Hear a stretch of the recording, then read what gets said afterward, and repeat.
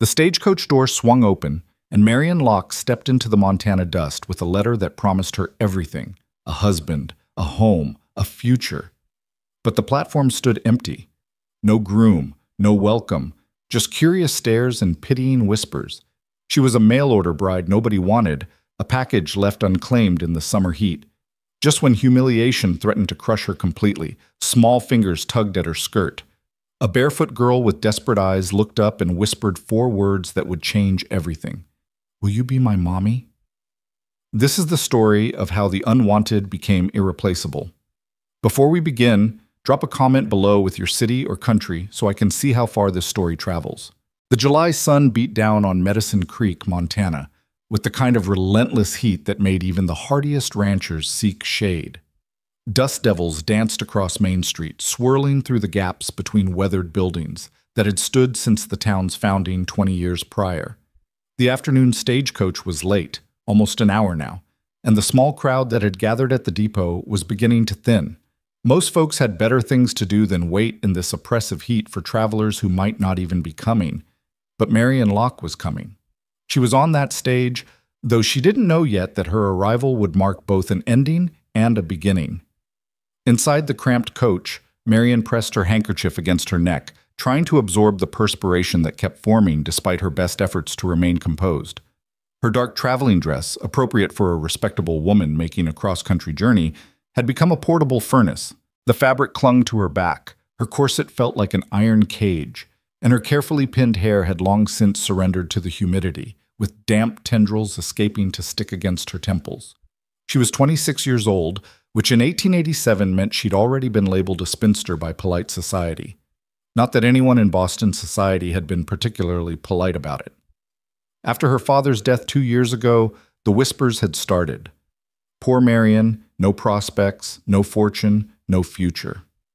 Her mother's passing when she was just 16 had left her alone to care for her ailing father, and by the time he'd finally succumbed to consumption, the eligible bachelors of her youth had all married younger, prettier, more financially secure women.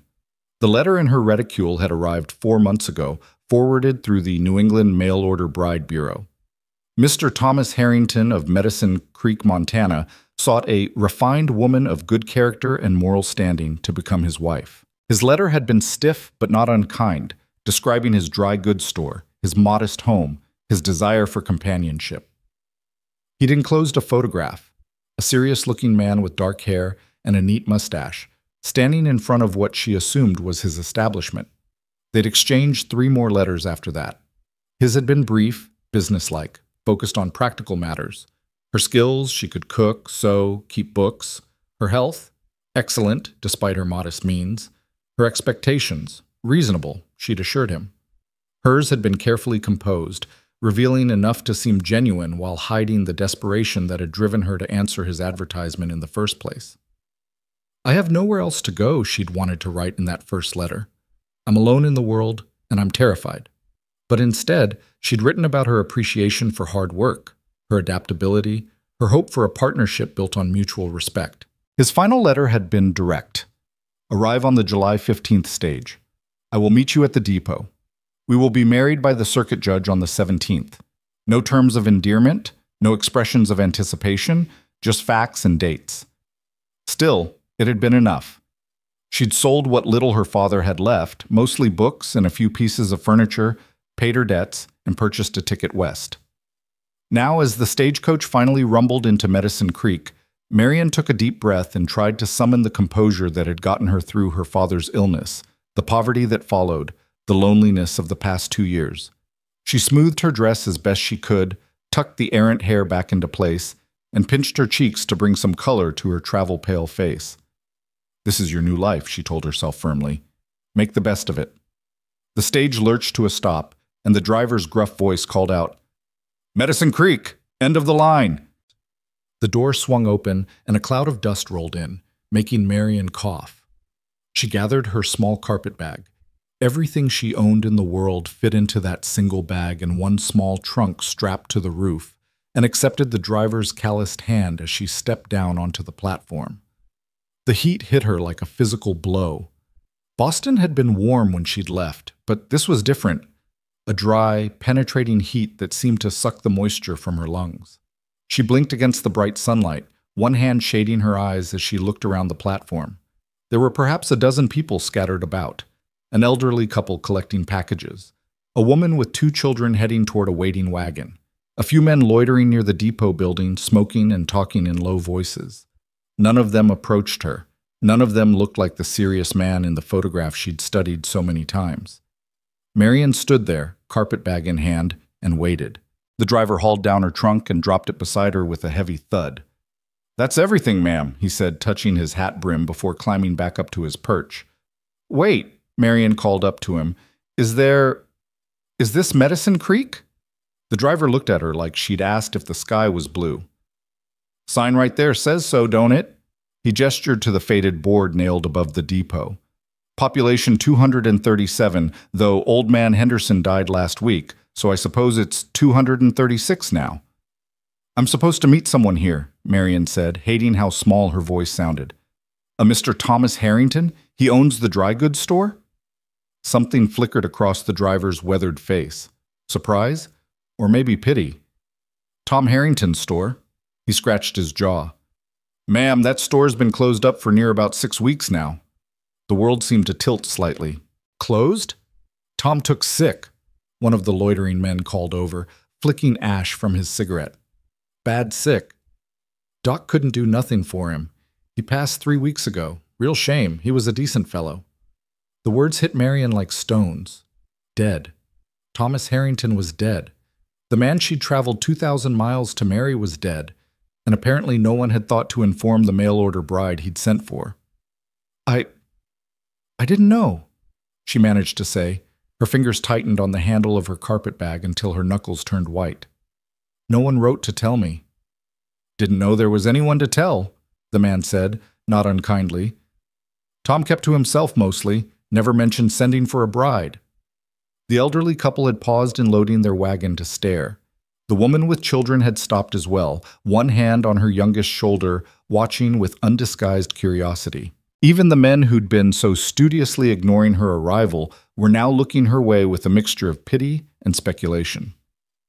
"Mail-order bride, is she?" one of them muttered to his companion, not quite quietly enough. "Poor thing, came all this way for nothing.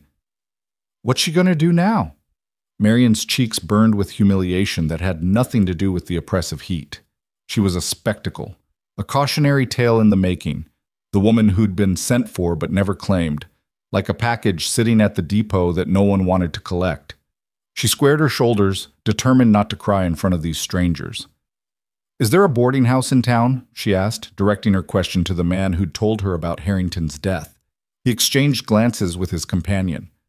"Mrs. Crowley runs one on 3rd Street, he said slowly. "But she's pretty particular about her guests. You got money for a room?"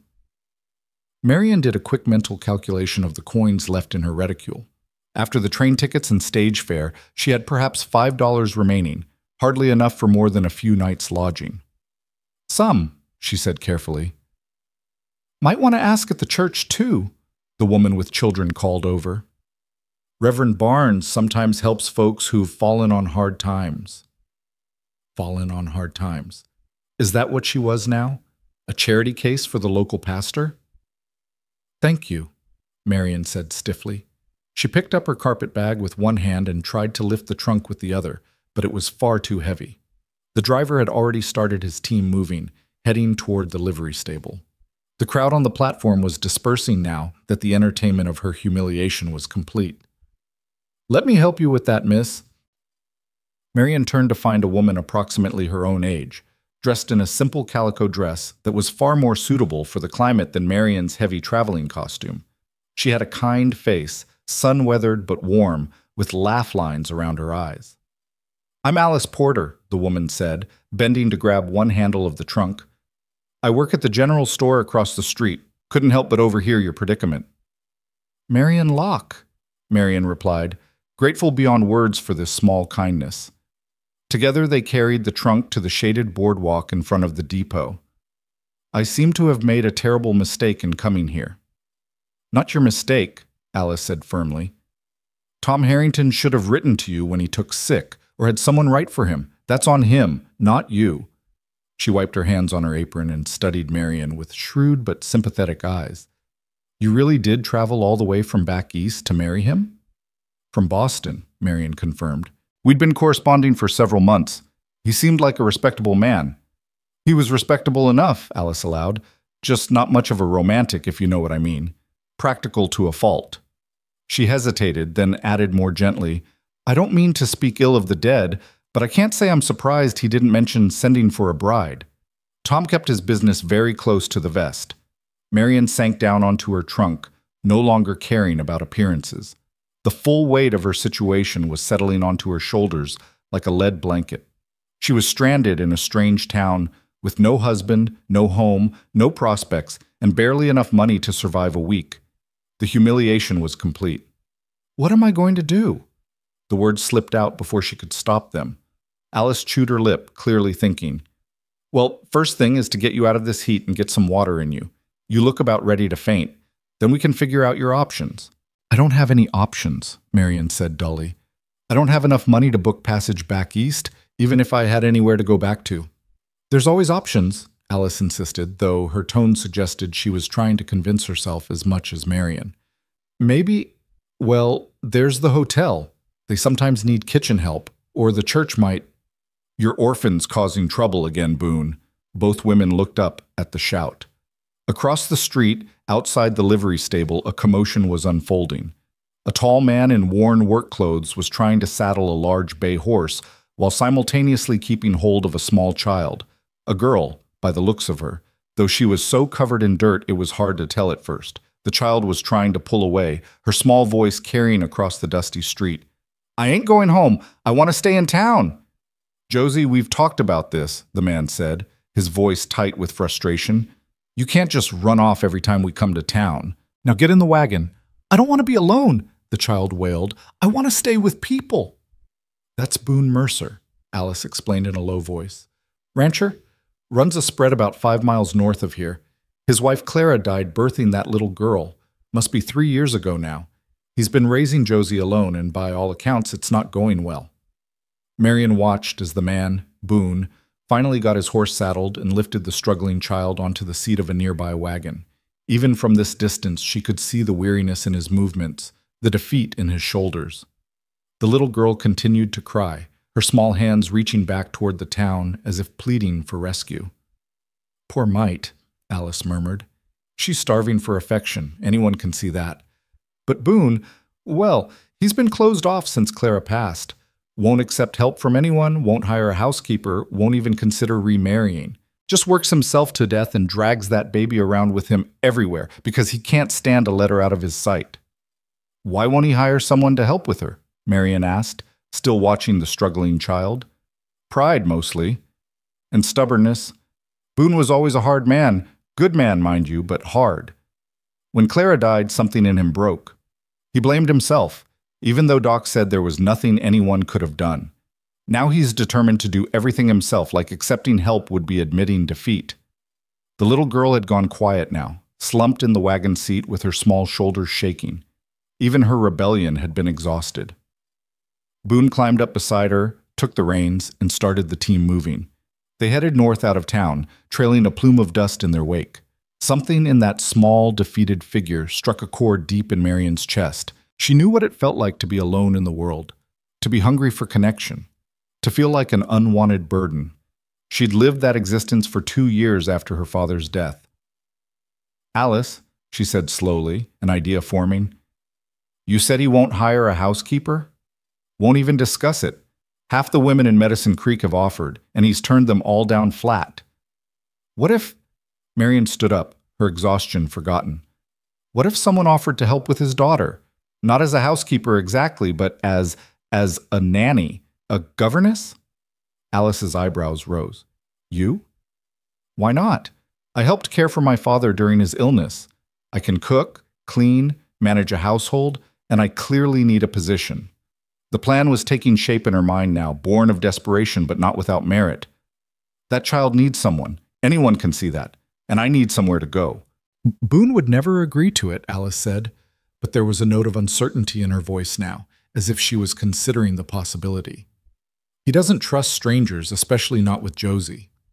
Then I'll have to convince him, Marion said with more confidence than she felt. How do I find his ranch? Marion, I don't think this is a good idea. Boone can be difficult. And you don't know anything about ranching or frontier life. You're a city woman. No offense meant. None taken, because you're absolutely right. I don't know anything about this life. Marion picked up her carpet bag, her decision made. But I'm an excellent learner, and I'm out of alternatives. Either I find a way to make myself useful here, or I end up begging for charity from people who've already decided I'm an object of pity. I'd rather try and fail than not try at all. Alice studied her for a long moment, then sighed. You've got spine. I'll give you that.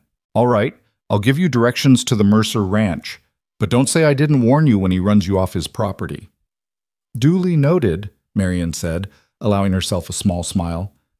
Now, about those directions. As Alice explained the route, 5 miles north on the main road, turn east at the lightning-struck cottonwood, follow the creek to the ranch house, Marion felt the first stirring of hope since she'd stepped off that stagecoach. It was a fragile thing, easily crushed, but it was something. The afternoon was waning now, the brutal heat easing slightly as shadows began to lengthen. Marion knew she should probably wait until morning, should perhaps reconsider this impulsive plan. But the image of that small girl slumped in defeat in the wagon seat wouldn't leave her mind. If I'm not back by tomorrow afternoon, she told Alice, you might want to send someone to check that Mr. Mercer hasn't buried me in his pasture. Oh, don't even joke about that, Alice said, but she was smiling slightly. Here. She pressed something into Marion's hand. It was a small parcel wrapped in brown paper. Ham sandwich and some apples. You look like you haven't eaten all day, and it's a long walk to the Mercer place. I can't. Marion started to protest, but Alice cut her off. You can, and you will. Consider it an investment in your success. If you manage to get Boone Mercer to accept help, you'll be performing a miracle this town has been praying for. Marion's throat tightened with gratitude. Thank you, Alice, truly. Thank me by staying alive and getting that little girl some proper care, Alice said briskly. Now go on, before I talk you out of this foolishness. Marion left her trunk at the depot. Alice promised to have her husband bring it out to the ranch if things worked out, and started walking north out of town. The main road was really just a wide dirt track, rutted from wagon wheels and baked hard by the sun. Her city shoes, designed for cobblestone streets and hardwood floors, were ill-suited for this terrain, and she could already feel blisters forming. But she kept walking. The landscape was unlike anything she'd ever seen. Boston had its parks and green spaces, but they were tamed, cultivated, controlled. This was wild country, rolling grasslands stretching to distant blue mountains, dotted with sagebrush and scrub pine.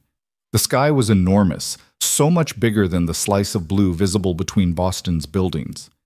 Despite her exhaustion and uncertainty, Marion felt a strange sense of expansion, as if the landscape was inviting her to become larger, bolder, more than she'd ever been allowed to be back east. She ate the sandwich as she walked, savoring every bite. Alice had been right. She hadn't eaten since early morning, and the food helped restore some of her strength. The apples she saved for later, tucking them carefully into her carpet bag. The lightning-struck cottonwood was exactly where Alice had said it would be. A massive, blackened trunk, split nearly in half, but still defiantly alive, new growth sprouting from its wounded sides.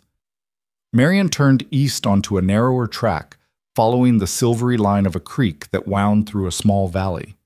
The sun was touching the western horizon now, painting the sky in shades of orange and gold. In other circumstances, Marion might have stopped to admire the beauty. Instead, she pressed on, driven by determination and the sinking feeling that she was already running out of time. The ranch house came into view as she crested a small rise. It was a simple structure, rough-hewn logs with a stone chimney, a covered porch running along the front, a few outbuildings scattered nearby. Smoke rose from the chimney, and lamplight glowed in one window. Someone was home. Marion paused, suddenly aware of how she must look, dusty, disheveled, her dress wrinkled and stained from travel, her hair falling out of its pins. She'd come to offer herself as a governess to a man who didn't want help, looking like she couldn't even take care of herself. Too late to turn back now, she told herself firmly. She walked up to the house and knocked on the door. For a long moment, nothing happened. Then she heard footsteps inside and the door swung open to reveal Boone Mercer. He was taller than she'd expected, at least 6 feet, with broad shoulders and work-roughened hands. His hair was dark brown, long enough to brush his collar, and his face was deeply tanned from years in the sun.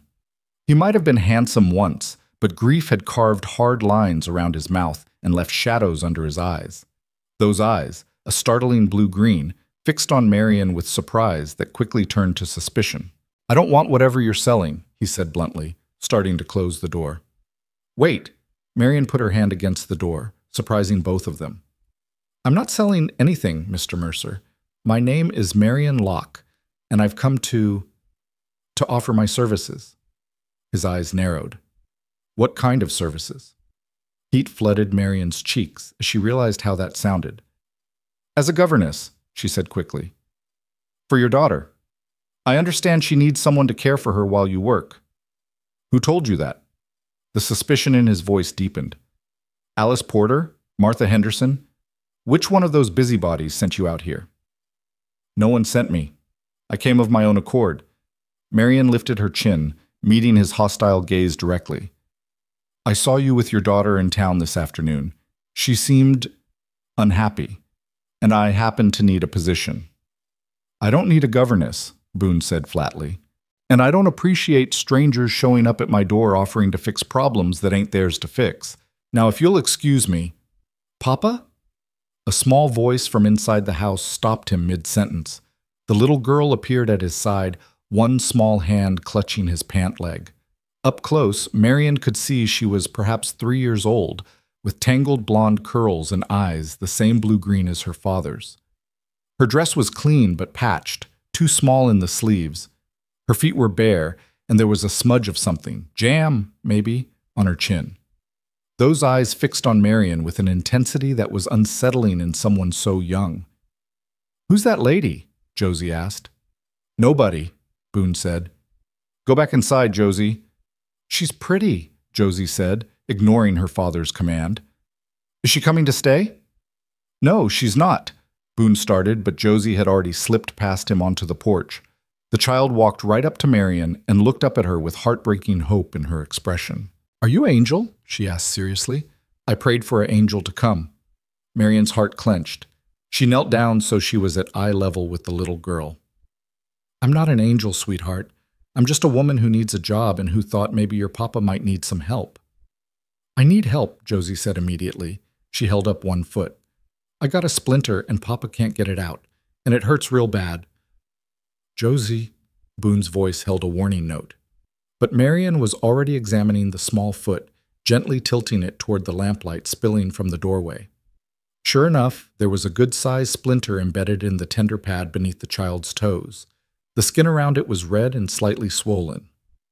"That does look painful," Marion said sympathetically. "When did this happen?" "Yesterday," Josie said. "I was playing in the barn without my shoes."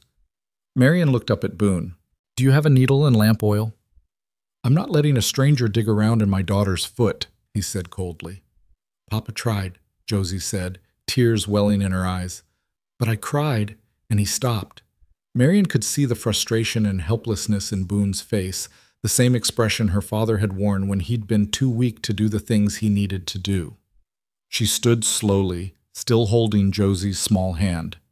"Mr. Mercer, I can see you don't want me here, and I respect that, but that splinter needs to come out before it gets infected. I've had plenty of experience with such things. My father was often ill, and I learned basic medical care from his doctor. Let me remove it, and then I'll leave. You don't have to hire me or even speak to me again. But please, let me help your daughter." For a long moment he just stared at her, and Marion held her breath. Then Josie tugged on his pant leg. "Papa, please? It hurts." Something in his face shifted. Not exactly softening, but the rigid hostility eased slightly. "Fine," he bit out. "But then you leave." He led them inside to a simple kitchen area. The house was clean but sparse. A table and chairs, a stone fireplace with a pot hanging over banked coals, a few shelves holding dishes and supplies. Everything was functional, nothing decorative. It felt like a place where people existed rather than lived. Boone produced a sewing needle and a small bottle of lamp oil. Marion washed her hands in the basin by the door, then had Josie sit on the table where the light was better. The child watched her with wide, trusting eyes that made Marion's chest ache. "This might pinch a little," Marion warned gently, "but I'll be as quick as I can." "Okay," Josie whispered. Marion heated the needle briefly in the lamp flame, then cleaned it and the surrounding skin with the oil. Boone stood nearby, arms crossed, watching her every move like a hawk. She could feel his distrust like a physical pressure, but she forced herself to focus on the task at hand. The splinter was deep, but Marion's hands were steady. She'd done this dozens of times for her father, who'd been prone to getting splinters from his woodworking hobby. Josie whimpered once but didn't pull away, and within 2 minutes Marion had extracted the offending piece of wood. "All done," she announced, showing Josie the splinter. "See? It's out." "It don't hurt no more," Josie said in wonder, wiggling her toes experimentally. Marion cleaned the small wound again and wrapped it with a strip of clean cloth from the supplies Boone had provided. "Keep this on until tomorrow," she instructed, speaking to both father and daughter. "And try to keep it dry and clean. It should heal fine now." "Thank you, miss." Josie threw her small arms around Marion's neck in an impulsive hug that nearly made Marion lose her balance. For just a moment, Marion allowed herself to return the embrace, breathing in the little girl's scent of sunshine and dirt and innocence. Then she gently disentangled herself and stood. "You're very welcome, sweetheart." She picked up her carpet bag and turned to Boone. "Thank you for allowing me to help. I'll be going now." She made it 3 steps toward the door before Josie's voice stopped her. "Wait! Don't go!" Marion turned. Josie had scrambled off the table and was standing in the middle of the kitchen, tears streaming down her face. "Please don't leave," the child begged, her voice breaking. "Please stay. I don't want you to go like Mama did. Please." Boone moved to his daughter, kneeling beside her. "Josie, we talked about this. That lady has her own life." "I don't care," Josie sobbed. "I want her to stay. I want—" She broke free from her father's grasp and ran to Marion, clutching her skirts with desperate fingers. Those blue-green eyes looked up at Marion with such naked longing that it hurt to see. "Will you be my mommy?" Josie whispered, her small voice barely audible. "Please? I'll be real good, I promise. I won't cry or make noise or nothing. Please, will you be my mommy?" The question hung in the air like smoke, impossible to wave away.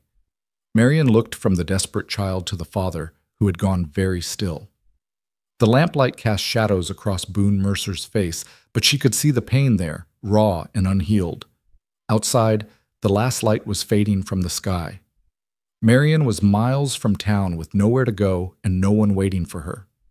Inside this rough cabin, a broken family was held together by the thinnest of threads. And a little girl with tangled curls was looking at her like she was the answer to all her prayers. Marion took a breath and knelt down, taking Josie's small hands in hers. "Sweetheart," she said gently, "I can't be your mommy. You already have a mother, and she loved you very much." "But she's gone," Josie said, her lip trembling. "She's gone, and Papa's always sad, and I'm alone all the time, and—" "Josie," Boone's voice was rough. "That's enough." But Josie wasn't finished. She pulled one hand free from Marion's grasp and pointed at her father. "He don't want nobody here. He makes everybody go away, but I don't want to be alone no more." The words seemed to hit Boone like physical blows. His face went pale, then flushed with what might have been shame or anger or both. "Go to your room," he said tightly. "Now!" "No!" Josie's voice rose to a wail. "You can't make me. You can't make the lady leave. You can't—" Whatever else she might have said was lost as she dissolved into heartbroken sobs. She clung to Marion's dress like a drowning person clings to a life raft, her small body shaking with the force of her crying. Marion did the only thing she could. She gathered the child into her arms and held her, rocking slightly, murmuring wordless comfort. Over Josie's blonde head, she met Boone Mercer's eyes. The look on his face was devastating. It was the face of a man who knew he was failing at the one thing that mattered most and had no idea how to fix it. "I'm sorry," he said hoarsely. "She doesn't usually... She's never..." He ran a hand through his hair, leaving it standing on end. "This was a mistake. I shouldn't have let you stay even this long." "Mr. Mercer," Marion started, but he cut her off. I know what you're thinking. You're thinking I'm a terrible father who can't even comfort his own daughter. And you're probably right. His voice was bitter. But we manage. We get by. I don't need some Eastern lady coming in here thinking she can fix us just because she knows how to pull out a splinter. That's not what I think at all, Marion said quietly, still holding the sobbing Josie. I think you're a man doing his best under impossible circumstances. I think you're exhausted and grieving and trying to be everything to your daughter when you're barely holding yourself together. I don't think that makes you a terrible father. I think it makes you human. He stared at her, and she saw surprise flicker across his face, quickly followed by renewed suspicion. You don't know anything about me or my circumstances. You're right, I don't. Marion stood carefully, shifting Josie to her hip. The child had quieted somewhat, though she was still hiccuping against Marion's shoulder. But I know what it's like to feel alone and overwhelmed, and I know that asking for help isn't weakness, it's wisdom. I didn't ask for help, he said stubbornly. No, you didn't, but your daughter just did. The words hung between them as Josie's breathing slowly evened out. The child was falling asleep against Marion's shoulder, emotionally exhausted. Her small fingers were twisted in the fabric of Marion's dress, even in sleep unwilling to let go. She's falling asleep, Marion said softly. Where should I put her? For a moment she thought Boone would refuse even this, would take his daughter from her arms and send her out into the gathering night. But then he gestured toward a small room off the main living area. In there. That's her room. Marion carried Josie into the small space. It held a narrow bed covered with a faded quilt, a wooden chest, and little else. There were no toys that Marion could see, no dolls or books. The room felt less like a child's sanctuary and more like a monk's cell. She laid Josie gently on the bed and pulled the quilt up over her. The child's eyes fluttered open briefly. Don't go, she murmured. Shh, I'm right here, Marion whispered, smoothing the tangled curls back from Josie's forehead. Go to sleep now. Promise you won't leave? Marion's throat tightened. I promise I'll be here when you wake up, she said, choosing her words carefully. It wasn't quite the promise Josie wanted, but it was all she could honestly give. It seemed to be enough. Josie's eyes drifted closed, and within moments her breathing had evened into sleep. Marion stood there for a few more seconds, looking down at the small, vulnerable face. What had she gotten herself into? She'd come here thinking she could offer her services as a governess, a neat business arrangement that would solve both her problems and this family's. She hadn't expected to feel this tug of connection, this ache of recognition when she looked at this lonely child. When she returned to the main room, Boone was standing by the fireplace, staring into the banked coals. He didn't look up as she entered. She's asleep, Marion said quietly. He nodded but didn't speak. The silence stretched between them, not quite comfortable, but no longer hostile. Marion knew she should leave now, should walk back to town in the darkness and find that boarding house Alice had mentioned. But Josie's small hand had been so tight on her dress, and she'd made a promise. Mr. Mercer, she began carefully, I understand you don't want my help, but your daughter, don't. He cut her off, his voice rough. Don't tell me what my daughter needs. I know what she needs. She needs her mother. She needs the life Claire and I were supposed to give her. She needs... He stopped, his jaw working. She needs things I can't give her. So give her what you can, Marion said. Give her someone to care for her while you work, someone to cook proper meals and keep the house, and make sure she doesn't get splinters in her feet. That's not replacing her mother. That's just common sense. I've managed fine so far. Have you? The question came out more sharply than Marion intended. She softened her voice. I'm sorry, that was unkind, but Mr. Mercer, from what I saw in town today, and from what I've seen here tonight, I don't think you're managing as well as you believe. And neither is Josie. His hands clenched into fists at his sides, but when he finally spoke, his voice was weary rather than angry. And what exactly are you proposing, Miss Locke? That I hire a complete stranger who showed up at my door claiming to be a governess? For all I know, you could be anyone. You could be running from the law, or running from a husband, or... I'm running from nothing except poverty and loneliness, Marion interrupted. I came to Medicine Creek to marry a man I'd never met because I had nowhere else to go. He died before I arrived. I have no family, no home, and barely enough money to survive a week. I'm not a governess, I've never been employed as such, but I can cook, clean, sew, and care for a child. I'm educated, responsible, and desperate enough to walk 5 miles to a stranger's ranch to beg for a position. She lifted her chin, meeting his eyes.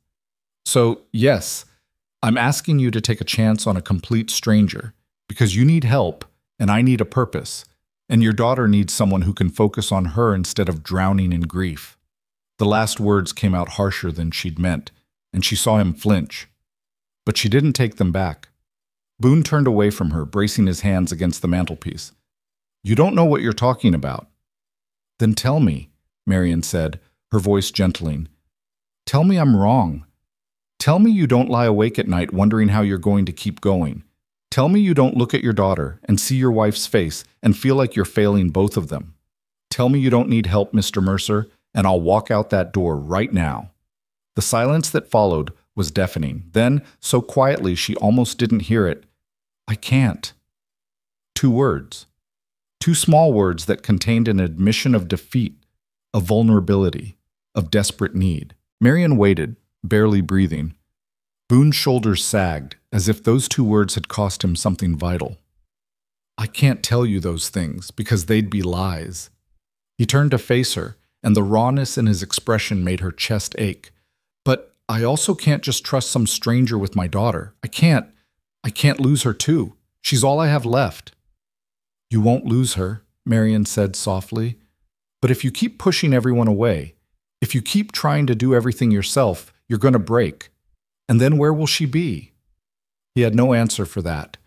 Marion pressed what she hoped was her advantage. 1 week, she said. Give me 1 week. Let me stay and help with Josie, keep the house, cook the meals. If at the end of that week you don't think it's working, I'll leave without argument. But at least give me a chance. And where exactly would you stay? He asked, a note of challenge in his voice. I've got 2 bedrooms in this house, and one of them is Josie's. I can sleep in the barn, Marion said immediately, or on the porch. I'm not particular. You can't sleep in the barn like livestock, he said, sounding almost offended. Then I'll sleep on the floor in Josie's room. She seemed comfortable with me. You'll take my room, Boone interrupted gruffly. I'll sleep in the barn. Marion blinked in surprise. Mr. Mercer, I can't. You can, and you will. I'm not having it said that Boone Mercer made a lady sleep in his barn while he took the bed. He rubbed his face tiredly. 1 week, Miss Locke, that's all I'm agreeing to. After that, we'll see. Relief flooded through Marion so intensely that her knees went weak. Thank you, she breathed. Thank you, Mr. Mercer. I promise you won't regret this. I'm already regretting it, he muttered, but there was no real heat in the words. He moved to a shelf and began pulling down blankets. I'll get these out to the barn. You'll find nightclothes in the chest in my room. They'll be too big, but they're clean. There's a wash basin and pitcher on the stand. Mr. Mercer, Marion said as he headed for the door, his arms full of blankets. He paused and looked back at her. What made you change your mind? He was quiet for so long she thought he wouldn't answer. Then, when Josie asked you to be her mother, you didn't lie to her. You didn't make promises you couldn't keep. You were honest and gentle, even though it would have been easier to tell her what she wanted to hear. He shifted the blankets in his arms. That tells me you're a woman of integrity, and that's something I can trust, even if I can't trust much else these days. With that, he was gone, leaving Marion standing alone in the lamplight, suddenly aware of how exhausted she was. It felt like a lifetime had passed since she'd stepped off that stagecoach, hopeful and naive. Now here she stood in a stranger's house, having somehow talked her way into a position she wasn't qualified for, responsible for a heartbroken child and a grieving father. What have I done? She wondered. But when she looked through the doorway into Josie's room and saw the small form sleeping peacefully under the faded quilt, she felt that tug again, that inexplicable sense of rightness, of being exactly where she was meant to be. She found Boone's room as he'd described. It was as spare as the rest of the house. A sturdy bed, a chest of drawers, the wash basin and pitcher, nothing more. The nightshirt she found in the chest swallowed her, but it was soft and clean-smelling, like it had been dried in the sun. After washing as best she could and changing clothes, Marion lay down on the bed. Through the open window, she could hear crickets singing and the distant call of an owl. The mattress was surprisingly comfortable, the quilt soft with age. She thought she'd be too keyed up to sleep, her mind spinning with everything that had happened, all the uncertainties that lay ahead. But exhaustion pulled at her like a tide, and within minutes of closing her eyes, she was asleep. She didn't hear Boone return to the house later, didn't know he stood in the doorway of his former bedroom for a long moment, watching the stranger sleep in his bed. Didn't see the expression on his face. Confusion and wariness mixed with something else, something that might have been the faintest glimmer of hope. All she knew was that when she woke in the pre-dawn darkness to the sound of a child's voice calling, Miss Lady, are you still here?" She opened her eyes to find Josie standing beside the bed, her small face anxious in the dimness. "I'm here," Marion said softly, reaching out to touch the child's hand. "I promised I would be, remember?" Josie's face transformed with relief and joy. "You stayed," she breathed. "You really stayed." "I really did," Marion confirmed. And as the little girl climbed up onto the bed and curled against her side with complete trust, Marion realized that somewhere in the chaos of this impossible day, she'd found what she'd been looking for. Not a husband or a home, but something more essential. She'd found a place where she was needed. The Montana dawn broke cold and clear, painting the eastern sky in shades of rose and gold. Marion woke to find herself alone in the bed, though the warm hollow beside her and the sound of small feet pattering in the next room told her that Josie hadn't gone far. She dressed quickly in her wrinkled traveling dress, the only one she had until her trunk arrived, and finger-combed her hair into something resembling order before pinning it up. In the main room, she found Josie standing on a chair pulled up to the dry sink, trying to reach a tin cup on a high shelf. The child was still in her nightgown, her blonde curls a wild tangle around her face. "Let me help you with that, sweetheart," Marion said, lifting the cup down. Josie turned to her with a smile that lit up her whole face. "You're really here. I thought maybe I dreamed you." "No dream," Marion assured her, feeling her heart squeeze at the child's obvious delight. "Now, shall we get you washed up and dressed? Where does your papa keep your clothes?" "In the chest in my room. But I can dress myself," Josie said proudly. "Papa taught me." "I'm sure you can," Marion said diplomatically, following the child back to her small room. "But perhaps I could help with your hair. It looks like it might have some tangles." The chest revealed 3 dresses, all well worn and carefully mended, along with 2 sets of undergarments and a single pair of shoes that looked too small. Marion made a mental note to let down hems and perhaps fashion something new from whatever fabric she could find. While Josie dressed herself with the fierce concentration of a 3-year-old determined to prove her independence, Marion examined the room more carefully in the morning light. It was even barer than she'd thought last night. No toys, no books, no drawings pinned to the walls. The only personal touch was a faded photograph on the chest, a woman with dark hair and a gentle smile holding a baby. Clara Mercer, Marion assumed, with infant Josie. "That's my mama," Josie said, noticing Marion's gaze. "Papa says she's in heaven now." "She was very beautiful," Marion said softly. "And you look just like her." "Papa says I got her eyes, but his stubborn streak." Josie struggled with the buttons on her dress. "That means I don't listen good sometimes." Marion smiled despite herself and knelt to help with the buttons. "Well, stubbornness isn't always a bad thing. Sometimes it means you're strong." "Are you stubborn?" "Very," Marion admitted. "Otherwise I wouldn't have walked 5 miles to your house yesterday." Josie giggled, and the sound was so pure and unexpected that Marion found herself laughing too. When was the last time she'd laughed like this? Not in the 2 years since her father died, certainly. Maybe not for years before that, when the shadow of his illness had hung over everything. The door to the house opened, bringing with it the smell of morning air and livestock. Boone Mercer stepped inside, stopping short when he saw Marion and Josie in the bedroom doorway. His hair was damp, as if he'd dunked his head in the water trough, and there was hay clinging to his shirt. His eyes were shadowed with exhaustion. Clearly he hadn't slept well in the barn. "You're up," he said unnecessarily, his voice gruff. "Yes, I hope you don't mind that I've been helping Josie get ready." Marion kept her tone neutral, unsure of his mood this morning. Had he regretted his decision in the night? Was he going to send her away after all? "That's what you're here for," he said, then seemed to realize how harsh that sounded. I mean, that's fine. Good. He cleared his throat awkwardly. I've got livestock to tend to. Breakfast is usually just coffee and whatever bread's left from the day before. I could make something more substantial, Marian offered. If you have eggs and flour, I could— We're not fancy folk, Miss Locke. Simple food suits us fine. I wasn't suggesting fancy, Marian said, keeping her voice even despite the rebuff. Just nutritious. A child needs more than bread and coffee. Something flickered across his face, defensiveness mixed with what might have been shame. She gets fed proper at supper. I'm sure she does. I only meant— Papa, I'm hungry, Josie interrupted, tugging on her father's sleeve. Can the Miss Lady make pancakes? Mama used to make pancakes. The silence that followed was painful. Boone's face went rigid, and Marian could practically see him retreating behind those walls he'd built. When he spoke, his voice was carefully controlled. Your mama's gone, Josie. We've talked about this. I know, but Miss Locke can make whatever she finds in the kitchen, he said, cutting off his daughter's protest. I've got work to do. He turned on his heel and strode back outside, the door closing behind him with more force than necessary. Josie's lower lip trembled. I made him sad again. No, sweetheart, Marian said quickly, kneeling beside the child.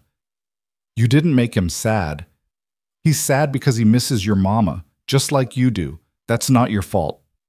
But I shouldn't talk about her. It makes his eyes go all wrong. The matter-of-fact way Josie said this broke Marian's heart. What kind of life was this for a child, learning to suppress her memories and questions because they caused her father pain?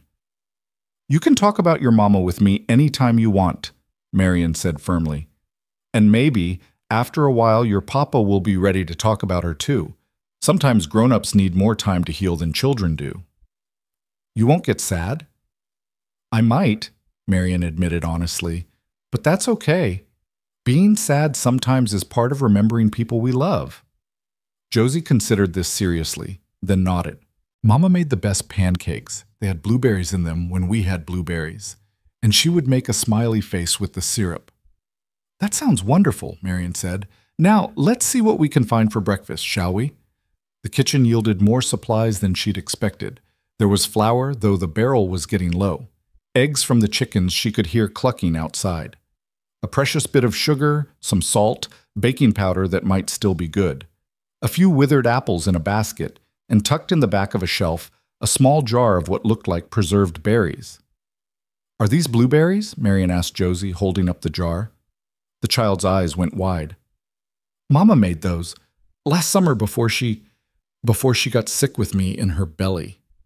Nearly 3 years old then.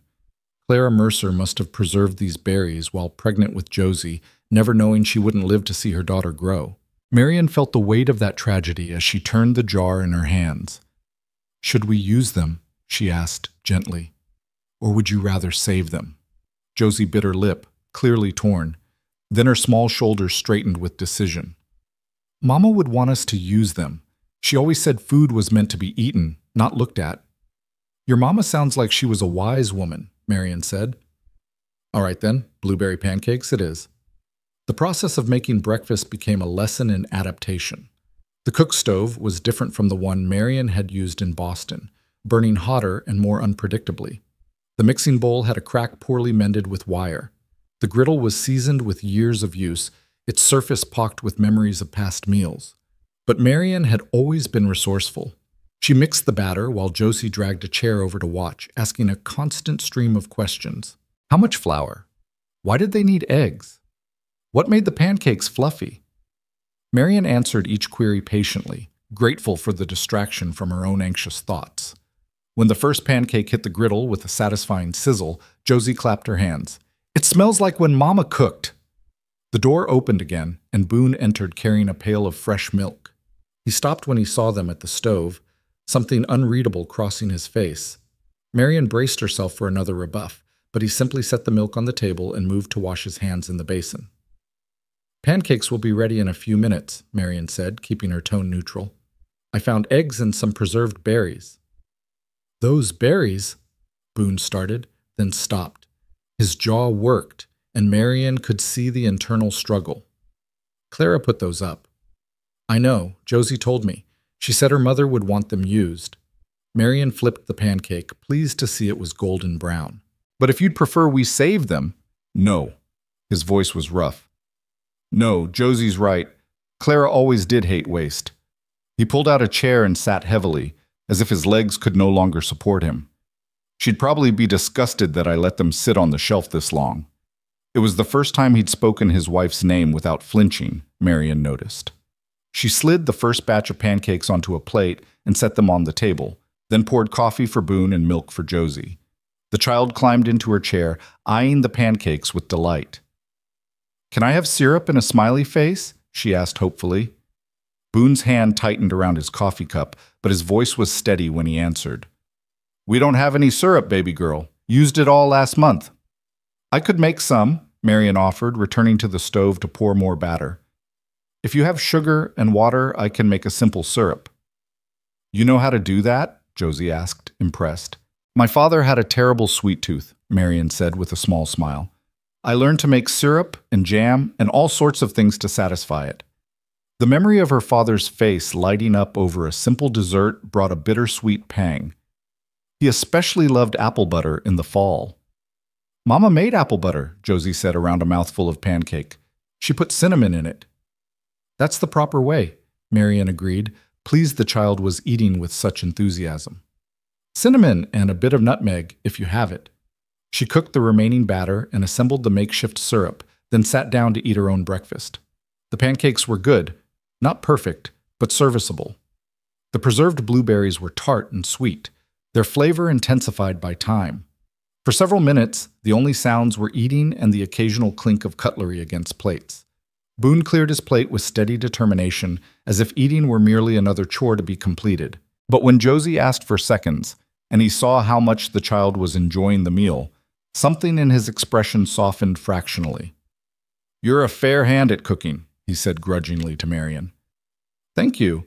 She refilled his coffee without asking, noting how tired he looked. Did you sleep at all last night? Some. It was clearly a lie. I'm used to early mornings. Papa sleeps in the barn lots, Josie announced, even before the Miss Lady came. Sometimes he stays out there all night when he gets sad. Josie, Boone's voice held a warning. But it's true, Papa. You do. Marion kept her expression carefully neutral, but her heart ached at this revelation.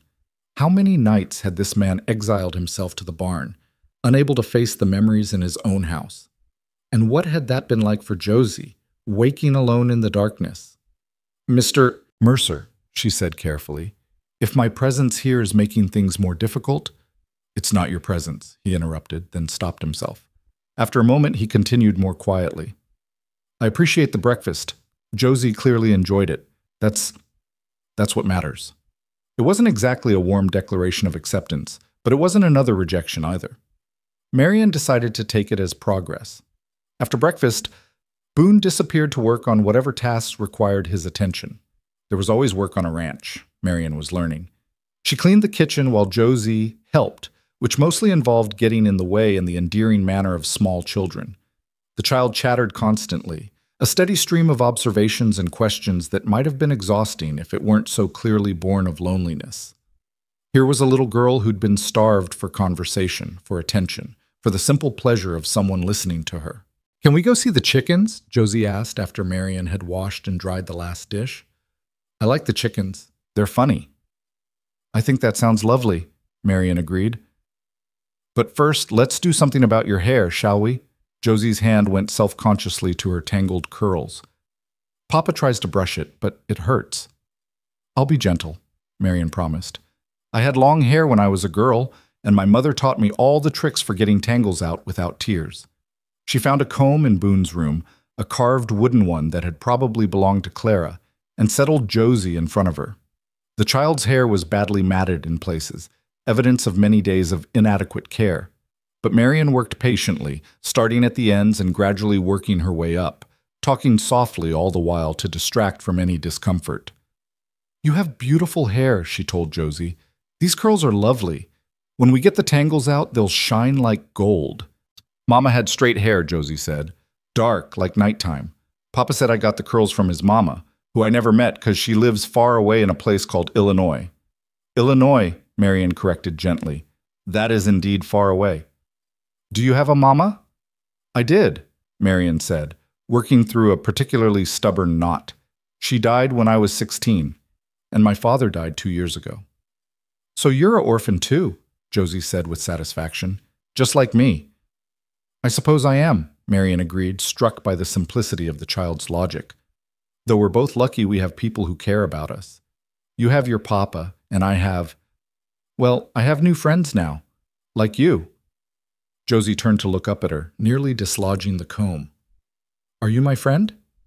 I'd like to be, Marion said honestly. Good. Josie turned back around.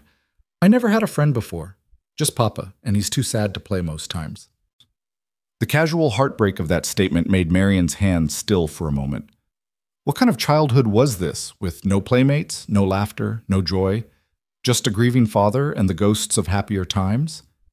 Well then, Marion said, resuming her work with renewed determination, we'll have to fix that, won't we? Friends play together. They tell stories and sing songs and have adventures. What kind of adventures? Josie asked, excitement creeping into her voice. All kinds. Exploring adventures, baking adventures, garden adventures. Oh! An idea struck her. Does your father have a garden? There's a place behind the house where Mama used to grow things. But nothing grows there now. Papa says he doesn't have time for it.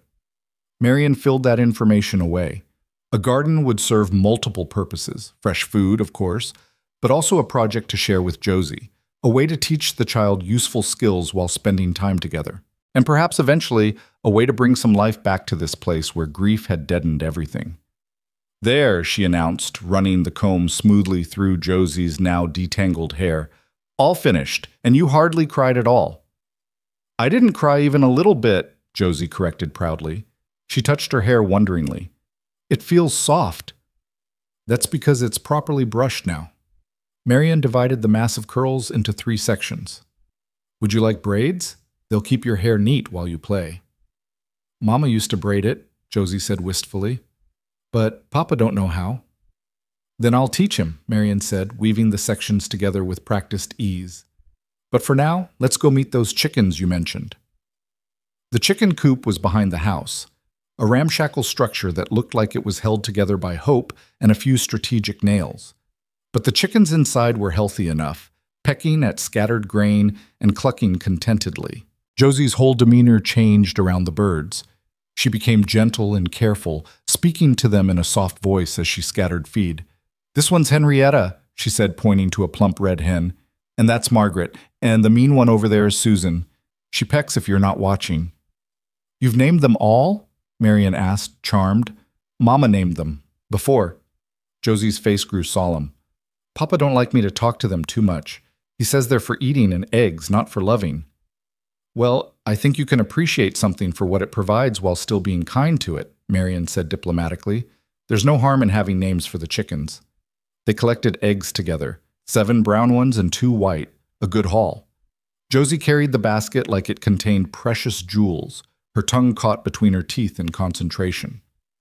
On the way back to the house, they passed the plot of land Josie had mentioned, what had once been Clara's garden. It was heartbreaking to see.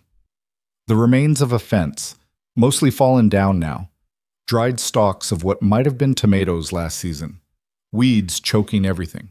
But the soil looked good underneath all the neglect, and the location was ideal, southern exposure protected from the worst winds by the barn.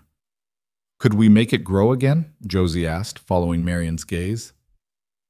I think we could, Marion said slowly, already planning. It would take work, and we'd need seeds, but yes, I think we could bring this garden back to life. Would Papa let us? That was the question, wasn't it? Marion straightened her shoulders. Let's go ask him. They found Boone in the barn, mending a broken harness. He looked up warily as they approached, as if expecting trouble. Marion realized he was probably used to Josie's endless questions and demands, all the needs of a young child that he was struggling to meet alone. We collected the eggs, Marion announced, gesturing for Josie to show him the basket. 7 brown and 2 white. That's good, Boone said, his attention returning to his work. Should be enough for a few days if we're careful. Mr. Mercer, I wanted to ask you about the garden plot behind the house. His hand stilled on the leather. What about it? Josie tells me it was your wife's garden. I was wondering if you'd mind if we tried to restore it. Nothing elaborate, just some basic vegetables for the table. Potatoes, carrots, beans, maybe some squash if the season isn't too far advanced. That garden's dead, he said flatly. Has been for 3 years. The garden is neglected, Marian corrected gently. That's not the same as dead. The soil is still good, the location is ideal, and with some work, I don't have time for a garden, Miss Locke. In case you haven't noticed, there's plenty else that needs doing around here. I wasn't suggesting you do the work, Marian said, keeping her voice reasonable despite his sharp tone. Josie and I could manage it. It would be good for her. Children need purposeful activity, and gardening teaches patience and responsibility. What Josie needs is to learn not to get her hopes up about things that don't matter. The bitterness in his voice was like acid. Marian felt Josie shrink against her side, and she put a protective hand on the child's shoulder. With respect, Mr. Mercer, I disagree.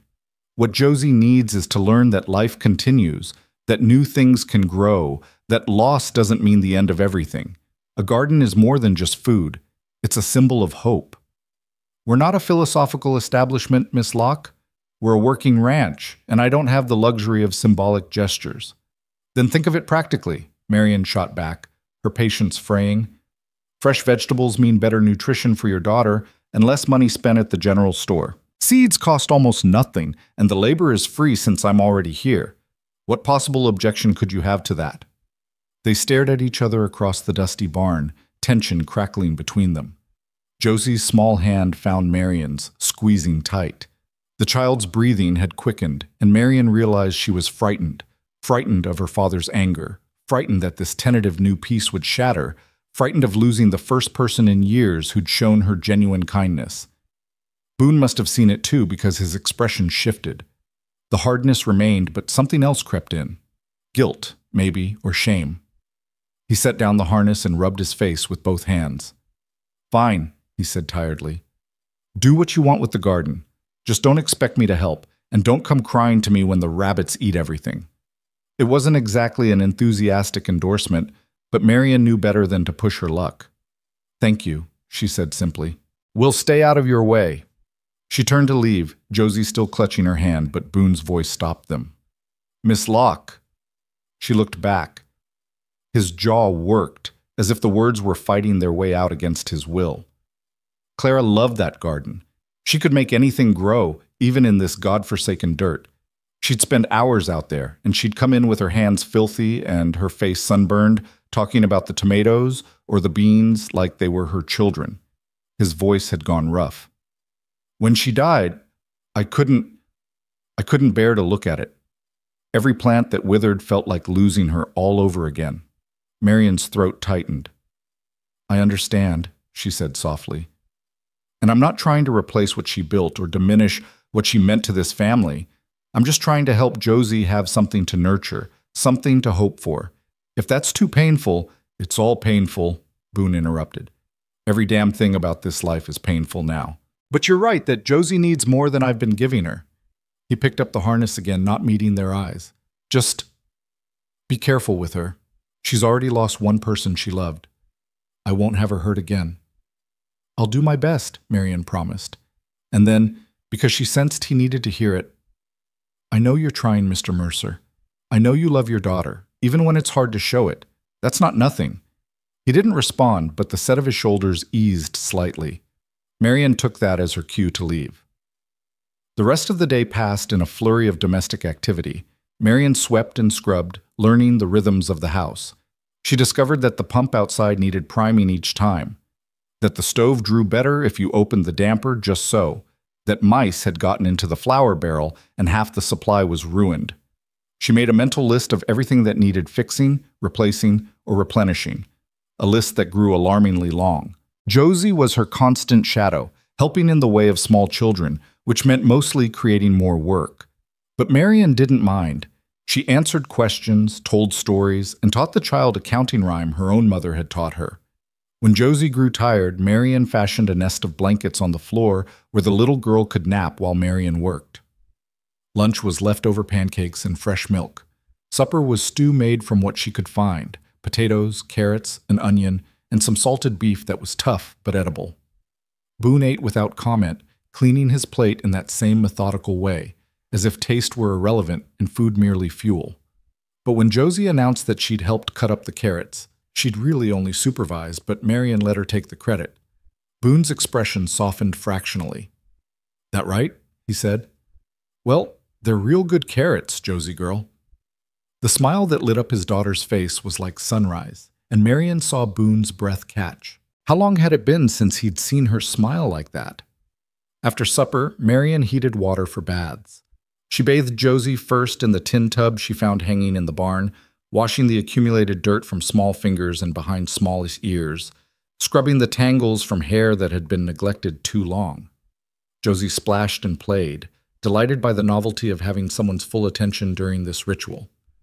"Do you like stories?" Marion asked as she worked soap through the blonde curls. "I love stories, but Papa don't know many, and I can't read yet." "Can't read yet," Marion corrected gently. "That's easily fixed. I'll teach you." "Really?" Josie twisted around to stare at her, sloshing water onto the floor. "You'd teach me to read?" "Of course, every child should learn to read. It opens up whole worlds." Marion rinsed the soap from Josie's hair. "We'll start with the alphabet, and before you know it, you'll be reading stories on your own." "What kind of stories?" "All kinds. Fairy tales, adventures, stories about brave girls who go on quests and solve mysteries." Marion lifted Josie from the tub and wrapped her in a towel. "For tonight, though, I'll tell you one. How about the story of the princess who befriended a dragon?" Josie's eyes went wide. "Dragons are scary." "This one was scared too," Marion said, guiding the child toward her bedroom. "He was just a baby dragon who'd gotten lost, and he needed someone brave enough to help him find his way home." She tucked Josie into bed and told the story, making it up as she went along, weaving in lessons about kindness and courage, and not judging by appearances. Josie listened with rapt attention, interrupting occasionally with questions or observations. By the time the princess and the baby dragon had found the dragon's family and said their goodbyes, Josie's eyelids were drooping. "Will you tell me another story tomorrow?" the child mumbled sleepily. "Every night," Marion promised, smoothing the freshly braided hair. "As many stories as you want." "I'm glad you came," Josie whispered. "I prayed and prayed for someone, and then you came." Marion's eyes stung with sudden tears. "I'm glad I came too, sweetheart." She stayed until Josie's breathing evened into sleep, then quietly left the room. Boone was sitting at the table, a cup of coffee cooling in front of him, staring at nothing. He looked up when she entered. "She asleep?" "Yes, she was exhausted. Today was full of excitement for her." He nodded slowly. "I heard you telling her a story about a dragon." "I hope you don't mind. I thought it might help her settle." "Clara used to tell her stories," he said, his voice distant. "She had a whole book of fairy tales, but she liked making up her own better. She'd do different voices for all the characters, make Josie laugh." He trailed off, then seemed to shake himself. "I'm no good at that kind of thing." "Stories aren't everyone's gift," Marion said carefully, "but there are other ways to show a child you love them." "Are there?" The question was bitter. "Because I feel like I'm failing at all of them." Marion poured herself coffee and sat down across from him, uninvited but sensing he needed someone to talk to, even if he didn't know it yet. "You're not failing, Mr. Mercer. You're surviving. There's a difference." "That's a generous way to put it." "It's an honest way to put it." She wrapped her hands around the warm cup. "Grief is exhausting. It takes everything you have just to keep breathing, keep moving, keep existing. You've done that while also running a ranch and caring for a child. That's not failure. That's extraordinary strength." He let out a harsh laugh. "Strength. Right. I haven't gone a single day without thinking about ending it all, without wondering if Josie would be better off with someone, anyone, else raising her. That's not strength, Miss Locke. That's cowardice." The raw confession hung in the air between them. Marion's heart clenched at the pain in his voice, the self-loathing. She chose her next words carefully. Thinking about it and doing it are very different things, she said quietly. The fact that you're still here, still fighting for your daughter, even when everything feels impossible, that's the opposite of cowardice. That's love. Love. He said the word like it tasted bitter. I loved Clara, loved her from the moment I met her, loved her every day we had together. And it didn't matter. She died anyway, screaming in pain, begging me to save her, and I couldn't do a damn thing except watch. His hands clenched into fists on the table. So forgive me if I don't put much stock in love anymore. Love didn't fail you, Mr. Mercer. Life did. Death did. The unfairness of the universe did. But love? Marion leaned forward, willing him to hear her. Love is what's kept you going. Love is what won't let you give up on Josie. Love is what makes you sit out in that barn at night rather than let her see you falling apart. You may feel broken, but your love for your daughter is whole, and that matters. For a long moment, he just stared at her. Then, so quietly, she almost missed it. How are you so sure? Because I've been where you are, Marion said simply. After my father died, I spent months wishing I could follow him. I was alone, broke, terrified. Every day felt impossible. But I kept waking up, kept surviving, because deep down I believed there had to be more to my story. That my father wouldn't have wanted me to give up.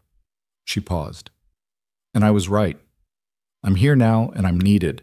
My story wasn't over, it was just turning a new page. Boone was silent for a long time, his coffee forgotten, his gaze fixed on some point past her shoulder.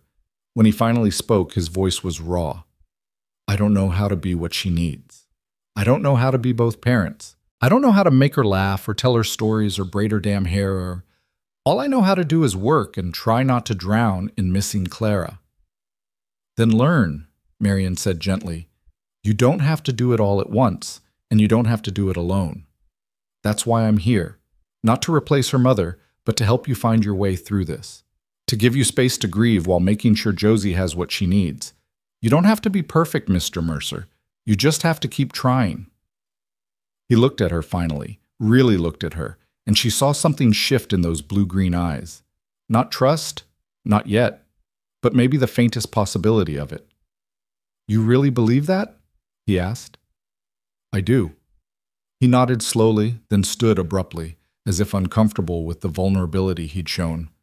I should get some sleep. Morning comes early. He hesitated at the door. Thank you for today, for helping with Josie, for the meals and the stories, and... He trailed off, seeming unable to find words for all the small kindnesses Marion had provided. It's what I'm here for, Marion reminded him gently. Right. Well, good night, Miss Locke. Good night, Mr. Mercer. She watched him disappear into the darkness, heading for the barn again, despite her presence freeing up his own bed. Old habits, she supposed, or perhaps he still couldn't face sleeping in the room he'd shared with Clara.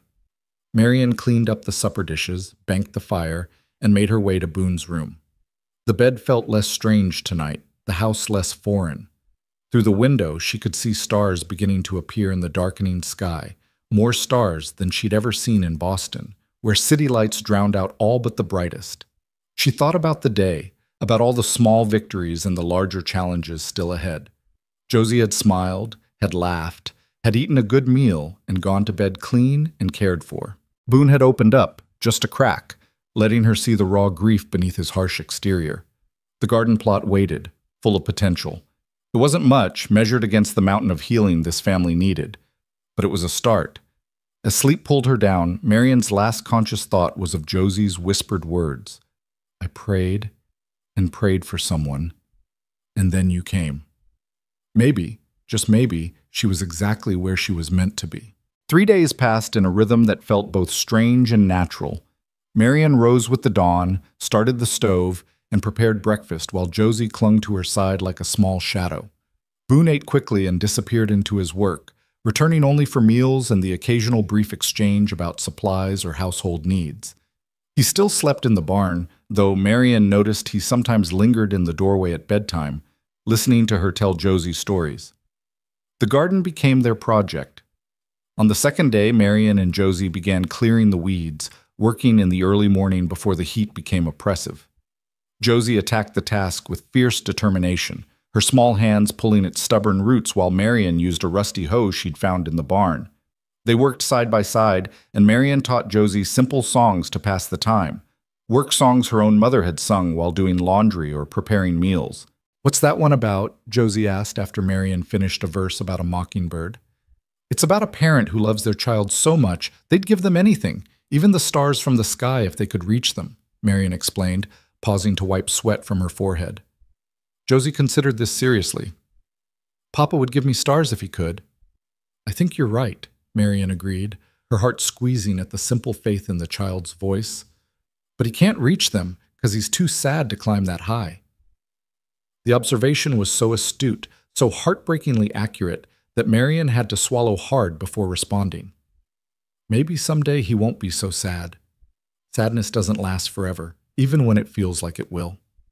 "You promise?" "I promise to do everything I can to help," Marion said carefully. "But some things take time, sweetheart. Your papa's heart is very hurt, and hurt hearts heal slowly." They returned to their work, and Marion let the conversation drift to lighter topics. What vegetables they might plant, what colors the flowers would be, whether the rabbits Boone had mentioned were clever enough to outsmart a fence. On the morning of the fourth day, Marion woke to raised voices outside. She dressed hurriedly and found Boone standing in the yard facing a well-dressed man on horseback. Even from the porch, she could see the tension in Boone's shoulders, the way his hands had curled into fists at his sides. "I'm telling you for the last time, Blackwell, I'm not selling," Boone said, his voice tight with controlled anger. The man on the horse, Blackwell, was perhaps 50, with silver threading through his dark hair and an air of casual authority that spoke of wealth and power. His clothes were too fine for a casual morning ride, his saddle trimmed with silver. He smiled down at Boone, but there was nothing friendly in the expression. "Be reasonable, Mercer. This land hasn't turned a real profit in 3 years. You're barely holding on. I'm offering you a fair price, more than fair, considering the circumstances. The circumstances being that my wife died and you think that makes me desperate enough to sell my family's land?" Boone's voice rose. "You can take your fair price and—" "Papa?" Josie had appeared at Marion's side, her small voice uncertain. "Why is Papa yelling?" "I don't know, sweetheart," Marion said quietly, though unease was settling in her stomach. "Stay here with me." Blackwell's gaze shifted to the porch, his eyes moving from Josie to Marion with uncomfortable intensity. "Well now," he said slowly. "I heard rumors you'd taken in a woman. Eastern lady, they said, but I confess I thought it was just more of Alice Porter's gossip." His smile widened. Seems the rumors were true. "Miss Locke is my daughter's governess," Boone said sharply. "Not that it's any of your concern." "A governess? How civilized?" Blackwell's tone suggested he didn't believe it for a moment. "You must be quite the progressive rancher, Mercer, hiring help when you claim you can't afford to meet your debts." "I don't have debts with you, Blackwell. I paid off that loan 6 months ago." "Did you?" "I'll have to check my records. Memory's a funny thing. Sometimes numbers get confused." Blackwell's horse shifted restlessly, sensing his rider's mood. "But that's not why I'm here. I came to make a neighborly offer. Your north pasture borders my land and I could use the extra grazing. Name your price." "It's not for sale. Nothing here is for sale. Now get off my property before I help you off." Blackwell's genial mask slipped, revealing cold calculation beneath. "You're making a mistake, Mercer. A man in your position can't afford to make enemies, especially not when you've got a child to think about." His gaze flickered back to Josie. "Accidents happen on ranches. Fires, stampedes, children wandering off and getting lost. It would be a shame if something happened because you were too stubborn to accept a generous offer." The threat hung in the air like smoke. Marion felt Josie press closer against her legs, and she wrapped a protective arm around the child's shoulders. Boone had gone very still, the kind of stillness that precedes violence. "Are you threatening my daughter?" His voice was dangerously quiet. "I'm simply pointing out that ranching is a dangerous business. You know that better than anyone, don't you? After all, your wife died right here, screaming for help that never came." Blackwell's smile was poisonous. I'd hate to see history repeat itself. Boone moved so fast Marion barely saw it. One moment he was standing in the yard, the next he'd grabbed Blackwell's leg and yanked him from the saddle. The older man hit the ground hard, the breath whooshing from his lungs. Before he could recover, Boone had hauled him to his feet and shoved him toward his now spooked horse. "You listen to me, and you listen good," Boone snarled, his face inches from Blackwell's. "You come near my daughter, you come near my property, you even think about either one, and I will end you. I don't care about your money or your connections or whatever power you think you have. You threaten what's mine, I'll put you in the ground. Are we clear?" Blackwell stumbled back, fury and fear warring on his face. He grabbed his horse's reins with shaking hands. "You'll regret this, Mercer. Nobody threatened Silas Blackwell. Nobody. Get out." Blackwell mounted clumsily and wheeled his horse around. Before riding off, he looked once more at the porch, his gaze cold and calculating. "Enjoy your new governess while you can," he called back. "I wonder how long she'll last when she realizes what kind of man she's working for." He spurred his horse and galloped away, leaving Boone standing alone in the yard, his chest heaving with barely controlled rage. For a long moment, no one moved. Then Boone turned and saw Marion and Josie on the porch, and the fury drained from his face, replaced by something worse: shame. "Josie, go inside," he said quietly. "But Papa—" "Inside. Now." The sharpness in his voice made Josie flinch. She looked up at Marion with frightened eyes, and Marion gave her a gentle nudge toward the door. "Go on, sweetheart. I'll be right there." Once Josie had disappeared inside, Marion descended the steps to where Boone stood. Up close, she could see he was shaking, though whether from anger or fear she couldn't tell. "Who was that man?" she asked. "Silas Blackwell. Owns the biggest spread in the county. Been trying to buy my land since before Clara died." Boone's voice was flat, emotionless. "He's the kind of man who's used to getting what he wants. And when he doesn't, he makes sure you regret it." Boone finally met her eyes. "You should go, Miss Locke. Pack your things and head back to town. I'll pay you for your time, give you enough to get passage back east if that's what you want. But you need to leave." "Because of him?" Marion heard the steel in her own voice. "Because some bully in expensive clothes made threats? Because those weren't empty threats. Blackwell has connections. The sheriff, half the merchants in town, probably the judge too. He can make life very difficult for anyone who crosses him." Boone's jaw clenched. "And I've just crossed him about as hard as a man can." "Then it's a good thing I'm not easily frightened," Marion said calmly, though her heart was racing. "You should be frightened. This isn't some Boston social snub, Miss Locke. This is a man who could burn my barn, poison my well, or worse, and face no consequences." He ran a hand through his hair, leaving it standing on end. "I won't have you and Josie caught in the middle of this." "We're already in the middle of it," Marion pointed out. "Running away won't change that. And frankly, Mr. Mercer, Josie needs me now more than ever. She just watched her father be threatened, watched a stranger make ugly implications about her mother's death. Do you really think abandoning her right now is what's best?" "What's best is keeping her safe." "Then we'll keep her safe together." Marion crossed her arms. "I'm not leaving unless you physically throw me off this property, and I don't think you'll do that." They stared at each other, wills clashing. Boone looked like he wanted to argue further, but exhaustion was evident in every line of his body. Finally, he shook his head. "You're as stubborn as Josie said." "I'll take that as a compliment." Marion's voice softened. "Mr. Mercer, I understand you want to protect us. But you can't do this alone. Whatever trouble Blackwell brings, we'll face it together. That's what families do." "We're not a family," he said, but there was no conviction in the words. "Aren't we?" Marion gestured toward the house. "I cook your meals, care for your daughter, keep your home. You provide shelter and protection. Josie calls me Miss Lady, but looks at me like I hung the moon. If that's not family, I don't know what is." Something flickered across his face. Surprise, perhaps, or recognition. Before he could respond, a shout from inside the house made them both turn. "Miss Lady! Miss Lady, come quick!" They ran toward the house, Boone reaching the door first. Inside, they found Josie standing by the window, pointing outside with a shaking hand. "The chickens! Something's wrong with the chickens!" Marion hurried to look.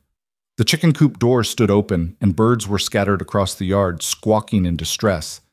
Several were missing entirely. Marion counted quickly and came up 3 short, including the plump red hen Josie had called Henrietta. "Stay here," Boone commanded, already moving toward the door. But Marion was right behind him. "I said stay."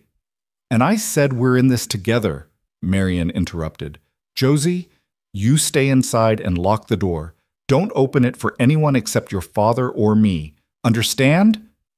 Josie nodded, tears streaming down her face. "Henrietta's gone. Someone took Henrietta." Marion's heart broke at the anguish in the child's voice, but there was no time for comfort now. She followed Boone outside, scanning the area for threats. The morning was eerily quiet except for the agitated chickens. The coop door hadn't been broken. It had been opened deliberately. And there, in the dust near the entrance, was a boot print too large to be Boone's and far too fresh to have been there yesterday. "Blackwell," Boone said, his voice like gravel. "Or one of his men. He wanted to send a message." "He certainly did that." Marion knelt to examine the print more closely. "This is deliberate intimidation, Mr. Mercer. He's trying to scare you into selling." "It's working." Boone's fists clenched. Josie loved those chickens. She named them, talked to them, treated them like pets. And now we show her that we don't let bullies win, Marion said firmly, standing and brushing dust from her skirt. "We round up the remaining chickens, secure the coop properly, and we keep going. We don't give him the satisfaction of seeing us break." "You make it sound simple." "It is simple. Not easy, but simple." Marion started toward the scattered chickens. "Come on, let's get these birds secured before we lose any more." Working together, they managed to coax the frightened chickens back into the coop. Boone reinforced the door with a heavy board and a length of rope. It wouldn't stop a determined thief, but it would at least slow them down. The missing hens, including Josie's beloved Henrietta, were nowhere to be found. When they returned to the house, Josie was waiting by the window, her small face pressed against the glass. She opened the door before they reached it, her eyes searching Marion's face. "Did you find her? Did you find Henrietta?" Marion knelt down, taking both of Josie's small hands in hers. "I'm sorry, sweetheart. Henrietta and 2 others are gone, but we saved the rest, and your papa made the coop stronger so nothing else can get in." "But who took them?" Josie's voice rose. "Why would someone steal our chickens?" Marion glanced at Boone, who looked away, his jaw tight. She turned back to Josie. "Sometimes people do mean things because they want something and think being mean will help them get it. But the important thing is that we don't let mean people change who we are or stop us from taking care of what we love." "I want Henrietta back," Josie sobbed, throwing herself into Marion's arms. "She was my favorite. She was the nicest one, and she let me pet her, and now she's gone like Mama's gone, and everything good goes away." The words ripped through Marion's heart. She held Josie close, rocking her gently while the child cried. Over Josie's head, she saw Boone's face contort with pain and helpless rage. He looked like he wanted to punch something or someone. "Not everything good goes away," Marion said softly into Josie's hair. "I'm still here. Your papa's still here. We have 6 chickens left to take care of. We have each other. And we have a garden starting to grow where nothing grew before. That's not nothing, Josie. That's something worth holding on to. But I miss Henrietta. I know you do, and it's okay to be sad. It's okay to cry when you lose something you love." Marion pulled back slightly to look into Josie's tear-stained face. "But after we cry, we keep going. We take care of the chickens who are left. We make sure they're safe and loved. That's how we honor Henrietta, by protecting what she left behind." Josie hiccuped, considering this. "Like how Papa takes care of me because Mama can't." The simplicity of the connection nearly undid Marion.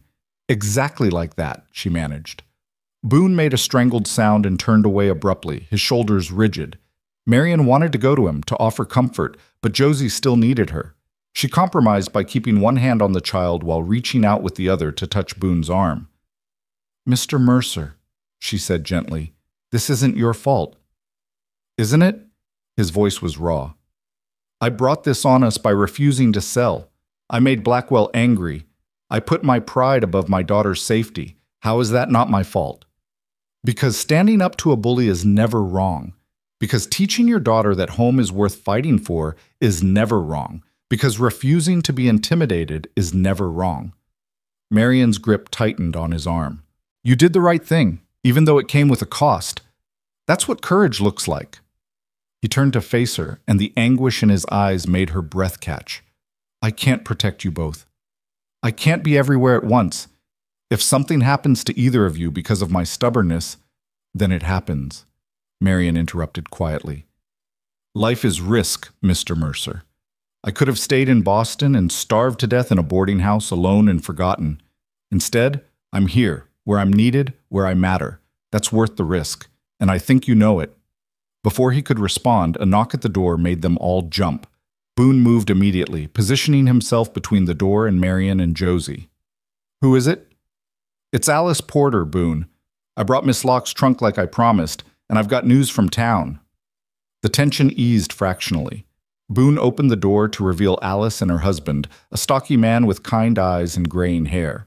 They carried Marion's trunk between them, setting it just inside the door. Heard you had some trouble with Blackwell this morning, Alice said without preamble, her gaze moving quickly over them all, assessing. Word travels fast. Half the town's talking about how you threw him off his horse. He had it coming, Boone said flatly. Won't get an argument from me. Silas Blackwell's been a thorn in this county's side for 20 years.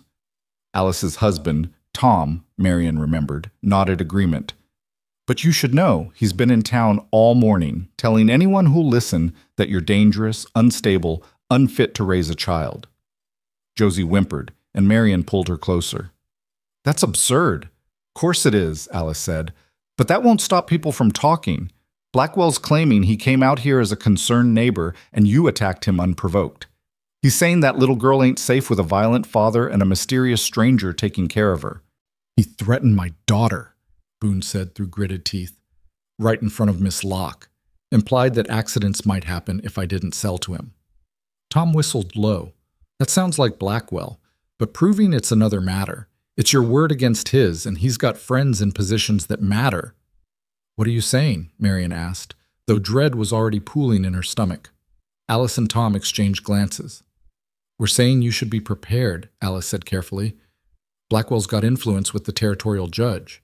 If he makes a complaint about Josie's welfare, there could be an investigation. They might even temporarily remove her from the home while they look into things. No. The word burst from Boone like a gunshot. No one's taking my daughter. I'll die before I let that happen. Let's hope it doesn't come to that, Tom said. But you need to be smart about this, Boone. Make sure everything here is beyond reproach. The house, the child's care, your behavior. Give them no ammunition to use against you. That's partly why we came, Alice added, looking at Marion. No offense, Miss Locke, but a young unmarried woman living in a widower's house, even as a governess, looks improper to certain minds, especially minds looking for impropriety. What are you suggesting? Marion asked, though she thought she knew. I'm suggesting you might want to stay in town with me for a while, just until this blows over. It would look more proper and— No, Boone interrupted. Miss Locke stays here. Josie needs her. Boone, be reasonable. I am being reasonable. My daughter just lost her favorite chicken because of Blackwell's games. She's terrified and crying, and the one person who's been able to comfort her these past few days is Miss Locke. I'm not taking that away from her. Not for appearances, not for propriety, not for anything. Alice opened her mouth to argue further, but Marion spoke first. I appreciate your concern, Alice, truly, but Mr. Mercer is right. Josie needs stability right now, not more upheaval. I'm staying. Even if it costs you your reputation? Alice pressed. Even if it makes things harder for Boone?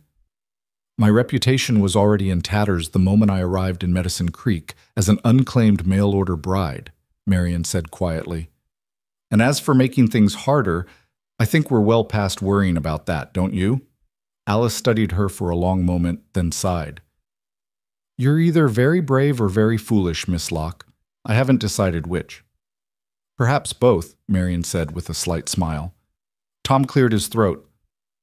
Well, if you're determined to stay, then you should know Blackwell's also been spreading rumors about the ranch itself, saying it's falling apart, that Boone can't manage it, that the child's living in squalor. This house is clean and well maintained, Marion said immediately. The child is fed, clothed, and cared for. Anyone who investigates will see that. Will they? Alice gestured around the sparse room. I'm not saying you haven't done wonders in a few days, but look at this place with a stranger's eyes. No curtains on the windows, barely any furniture, that crack in the wall over there. A child with only 3 dresses to her name and shoes that don't fit. A father who sleeps in the barn instead of his own house. Each observation was like a small blow. Marian hadn't thought about how it would look to outside eyes, had been too focused on immediate needs to consider appearances. But Alice was right. A judge or investigator looking for problems would find plenty to criticize. Then we fix it, Marian said firmly.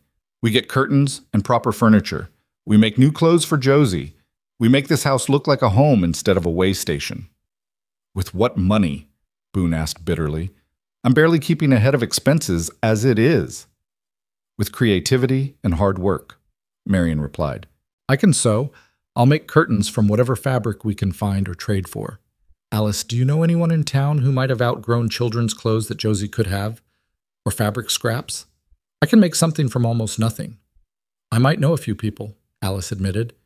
And I've got some material in my sewing room that's just sitting there. I could bring it by. What about furniture? Tom asked. That's harder to come by. The barn, Boone said suddenly. There's furniture in the back of the barn. Claire's things. Her sewing table, a rocking chair, some shelves. I haven't been able to look at them. But if it helps Josie stay with me, then... He swallowed hard. Then we'll bring them in. Marian saw what that admission cost him and felt a rush of respect for his willingness to face his pain for his daughter's sake. Thank you, Mr. Mercer. Don't thank me yet. You'll have to be the one to sort through it all. I can carry things, but I can't. He trailed off, jaw working.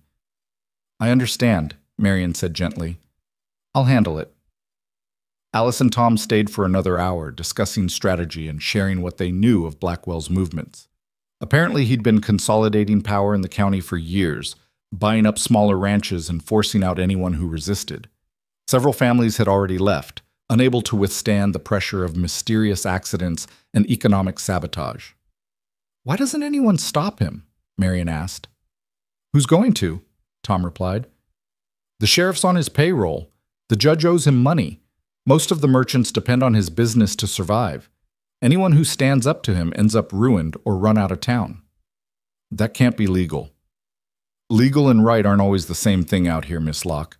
This is still rough country in a lot of ways. The law is what powerful men say it is. Tom's expression was grim. Boone's one of the few who've held out this long. That's why Blackwell's so determined to break him. After they left, the house fell into subdued quiet. Josie had cried herself into exhaustion and fallen asleep on the floor, curled up on a blanket like a small, wounded animal.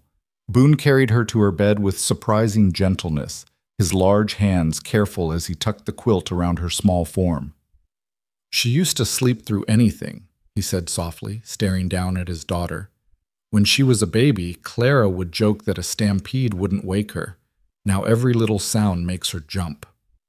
She's been through a lot, Marian said from the doorway. Loss and change, and now this trouble with Blackwell. It would make anyone anxious. She's 3 years old. She should be playing and laughing, not afraid in her own home. His voice hardened. This ends. Whatever it takes, I'm ending this. We're ending this, Marian corrected, and we'll do it smartly, not rashly. Blackwell wants you to lose control, to give him ammunition.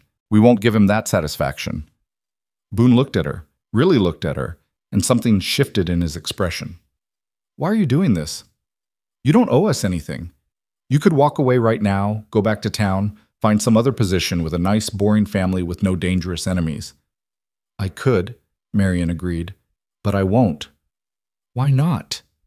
She thought about how to answer, about all the reasons swirling in her mind and heart. Finally, she settled on the simplest truth. Because this is where I'm needed. Because Josie asked me to stay, and I don't break promises to children. Because you're fighting for something that matters, and I'd rather stand with you than run from bullies. She paused. And because, for the first time in a very long time, I feel like I belong somewhere.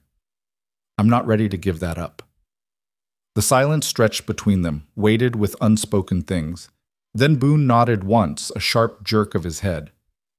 All right then. We do this together. But if things get dangerous, really dangerous, you get Josie out. Promise me. I promise to keep her safe, Marion said carefully. Whatever that requires. It wasn't quite the promise he'd asked for, but it seemed to satisfy him. They left Josie sleeping and went outside to begin the work of securing the ranch. Boone showed Marion the weak points in the property, the broken fence line on the western boundary, the old well that needed a new cover, the barn doors that didn't latch properly. I've been meaning to fix these things, he admitted. Just never seemed to be enough hours in the day. Then we'll make the hours, Marion said practically. Show me what needs doing, and I'll help.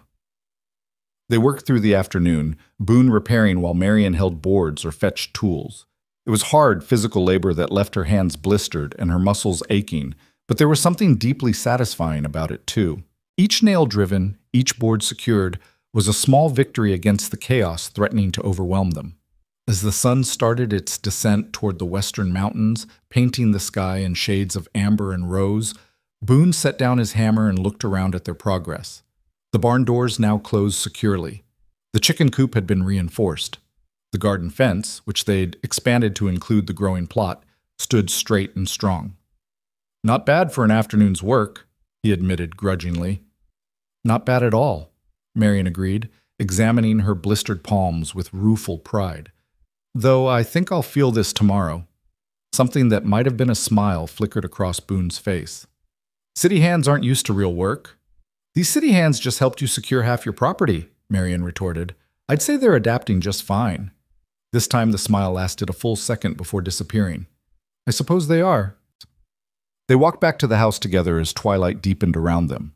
Josie was awake, sitting at the window watching for their return. When she saw them, her face lit up with a relief so profound it made Marion's chest ache. You came back, Josie exclaimed, running to meet them at the door. I woke up and you was both gone, and I thought maybe you left me like... She stopped herself, but they all knew what she'd been about to say. Like Mama did. Boone knelt in front of his daughter, his large hands gentle on her small shoulders. Josie girl, listen to me. I will never leave you. Never. Not for anything or anyone. You understand? But Mama didn't want to leave. She would have stayed if she could have. His voice cracked.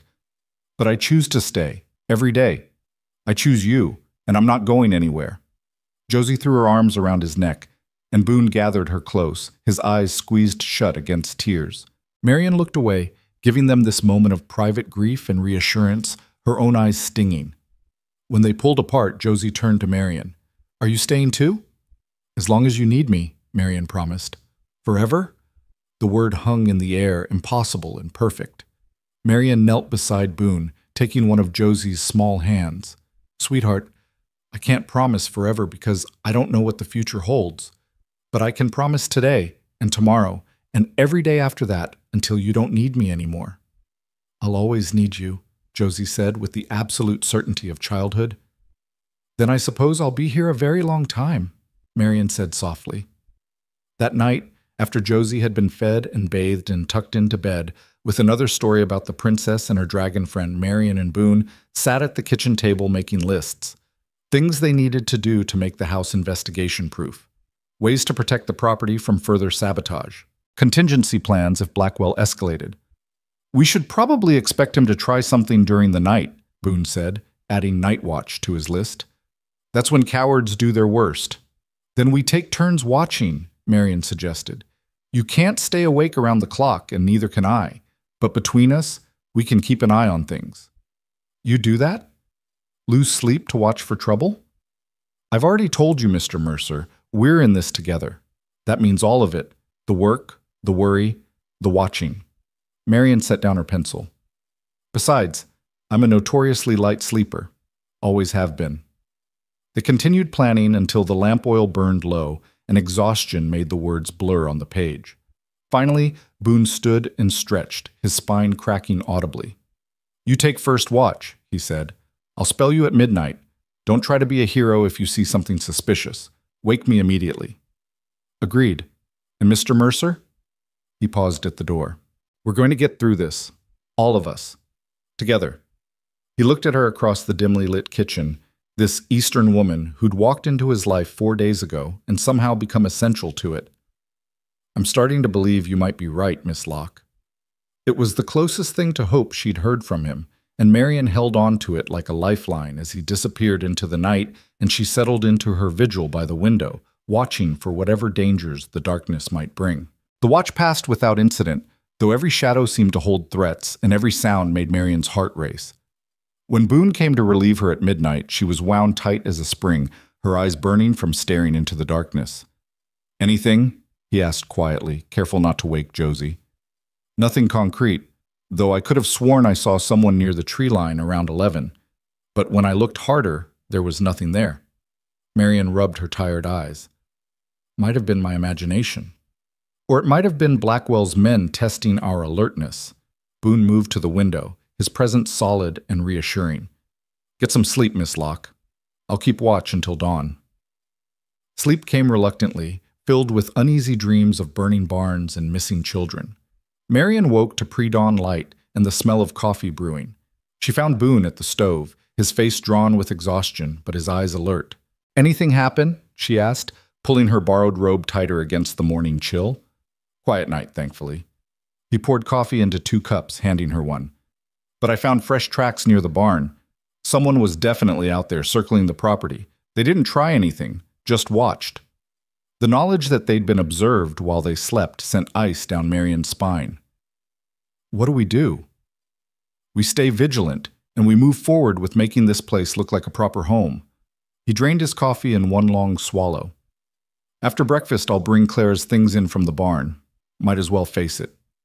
The morning routine unfolded as it had for the past few days, Marian cooking while Josie helped in her enthusiastic, chaotic way. But today there was an undercurrent of tension, a watchfulness that hadn't been there before. Even Josie seemed to sense it, staying closer to Marian than usual, her questions quieter and less frequent. After they'd eaten and cleaned up, Boone disappeared into the barn while Marian and Josie began clearing space in the main room for the furniture. They pushed the small table against one wall and swept the floor clean, creating an open area near the window. When Boone emerged carrying a rocking chair, Marian's breath caught. It was beautiful, carved maple with a high back and gentle curves, polished by years of use. Even dusty and cobwebbed, its quality was evident. "Claire's mother made this," Boone said, setting it down carefully. "She rocked Josie in it every night when she was a baby. Said the motion helped calm her." Josie approached the chair slowly, one small hand reaching out to touch the armrest. "I remember," she said softly. "Mama would sing while she rocked, songs about stars and angels and going to sleep." Boone's jaw tightened, but he didn't retreat. "That's right, baby girl. She had a voice like honey, your mama did." "Can I sit in it?" Josie asked hesitantly, as if afraid the answer would be no. Boone looked like he wanted to refuse, to keep this piece of Clara separate and untouchable. But then he glanced at Marian, saw the encouragement in her eyes, and nodded. "Go ahead." Josie climbed into the chair, her small body dwarfed by its size. She pushed with her feet, setting it rocking, and a smile broke across her face. "It feels like Mama's arms," she whispered. The raw emotion on Boone's face was almost too much to witness. He turned abruptly and strode back to the barn, leaving Marian and Josie alone with the chair and its memories. Over the next hour, he made several more trips, a small sewing table with a drawer full of threads and needles, shelves that he mounted on the wall, perfect for displaying dishes or books, a wooden trunk painted with flowers, containing linens and quilts that smelled of cedar and lavender. Each item was another piece of Clara being restored to the house, another acknowledgement that she had existed here, had loved here, had mattered. The last item was a framed sampler, cross-stitched in neat letters, "Home is where love dwells." Clara's work, Marian realized, noting the date stitched in the corner, 1883, the year before Josie was born. "Where should this go?" Boone asked, holding it awkwardly as if it might burn him. "Above the mantel," Marian suggested gently, "where everyone can see it." He hung it there, his movements careful and precise. When he stepped back to look at it, his shoulders sagged slightly. "She made that the winter after we were married.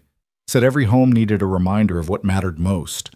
She was a wise woman, Marion said. She was.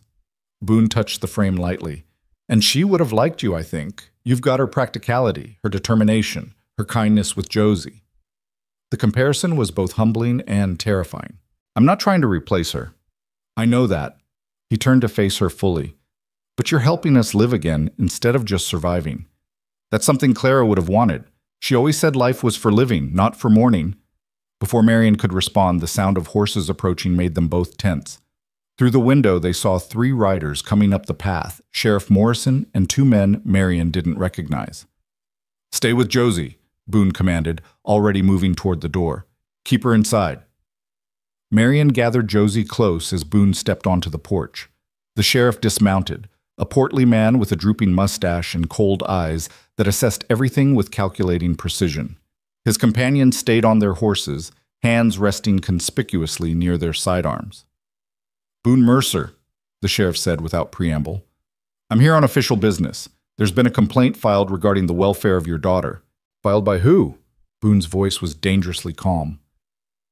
Silas Blackwell? The identity of the complainant is confidential, but serious allegations have been made about the conditions here and your fitness as a parent. The sheriff pulled a paper from his coat. I'm authorized to inspect the premises and interview the child. The hell you are, Boone crossed his arms. You got a warrant for that? Don't need one for a welfare check. Now, you can cooperate and let me do my job, or I can come back with a court order and remove the child immediately while we investigate.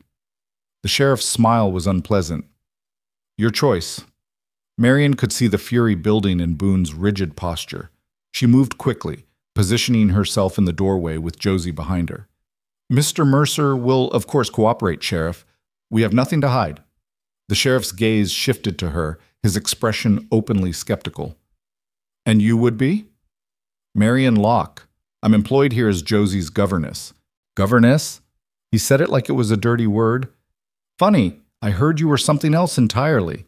A mail-order bride who got stood up and latched onto the first lonely widower you could find. Heat flooded Marion's face, but she kept her voice steady. I am employed in a legitimate position, caring for Mr. Mercer's daughter. My personal circumstances are irrelevant to Josie's welfare. That's so? Well, we'll see about that. The sheriff pushed past Boone onto the porch. Let's have a look inside. There was nothing to do but allow it. Marion stepped aside, keeping Josie pressed against her skirts. The sheriff entered slowly, his eyes moving over everything with methodical suspicion. He took in the rocking chair, the shelves now holding dishes, the sampler above the mantel. He opened cupboards and peered into corners, searching for evidence of neglect or impropriety. In Josie's room, he examined her small wardrobe, the made bed, the photograph of Clara on the chest. He even looked under the bed, as if expecting to find something incriminating. Josie whimpered, and Marion squeezed her hand reassuringly. Where does the child sleep? He asked Marion. In her own room, as you can see. And where do you sleep, Miss Locke? The implication was clear and insulting. In Mr. Mercer's former room. He has been sleeping in the barn to maintain propriety. How convenient. The sheriff moved to Boone's room, poking through the simple furnishings.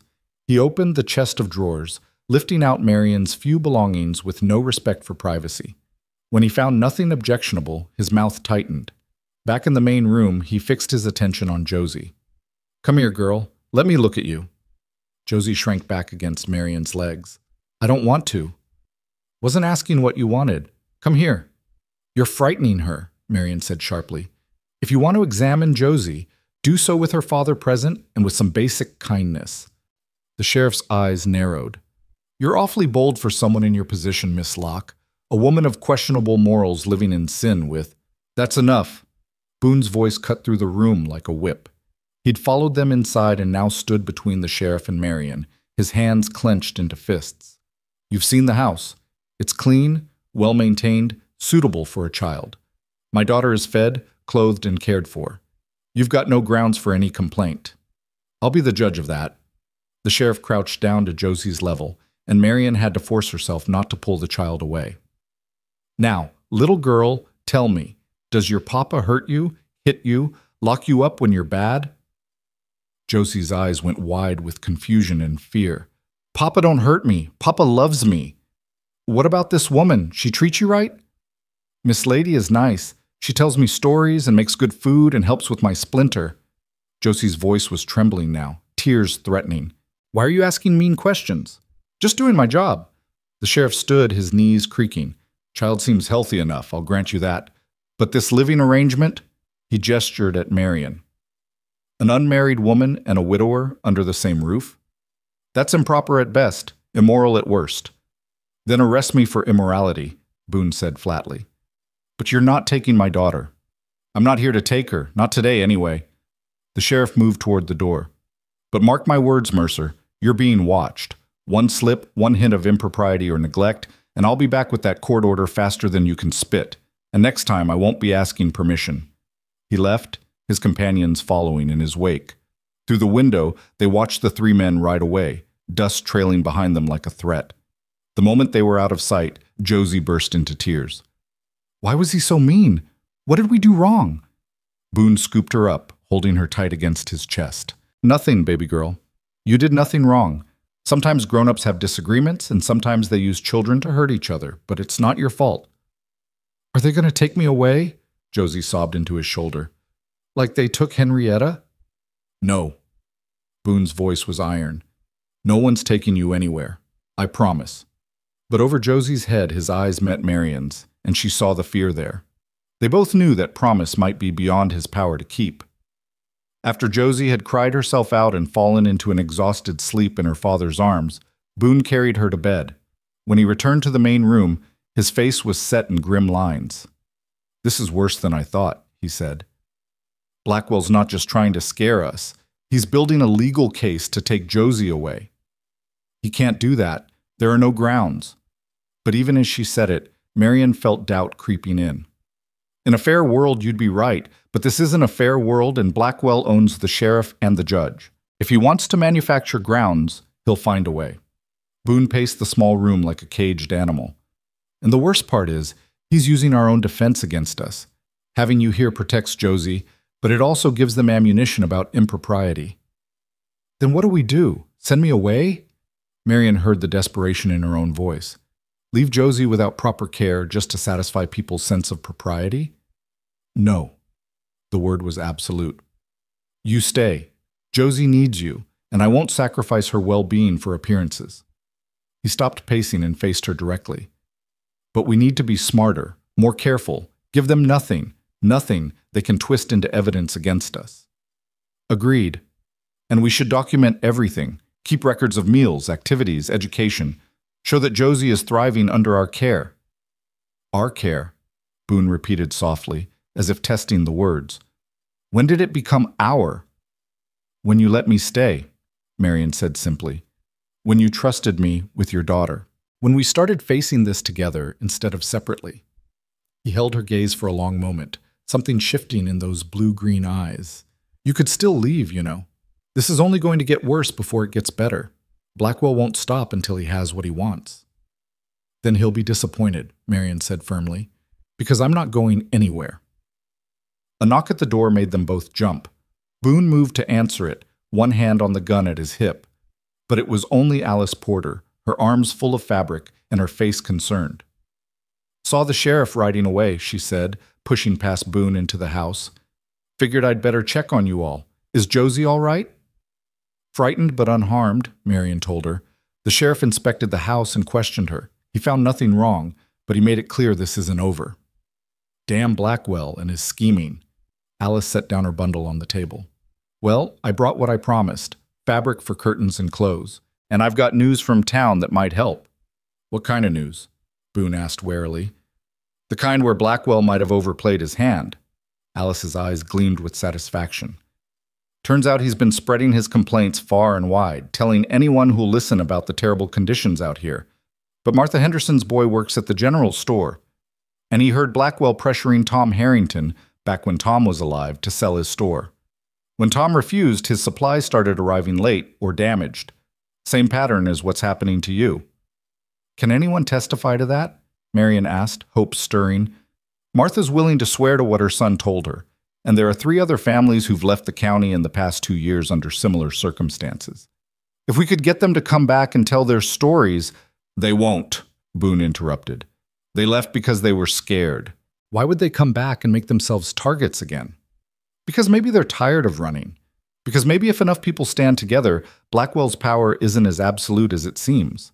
Alice pulled out a chair and sat down heavily.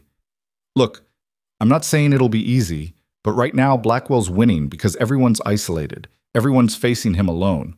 What if we change that? Marion felt something click into place in her mind. A coalition. Multiple families coming forward together, supporting each other's testimony.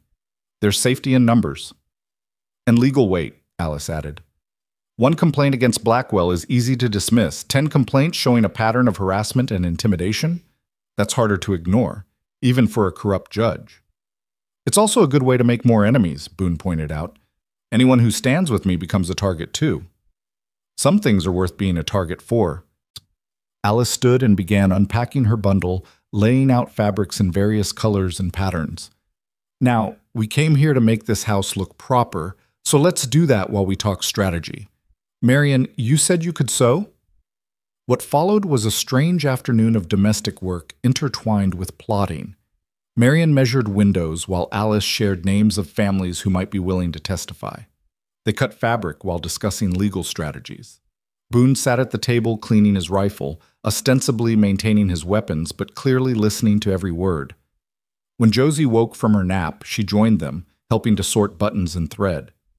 The normalcy of it seemed to calm her, the familiar rhythm of women's work providing comfort after the morning's trauma.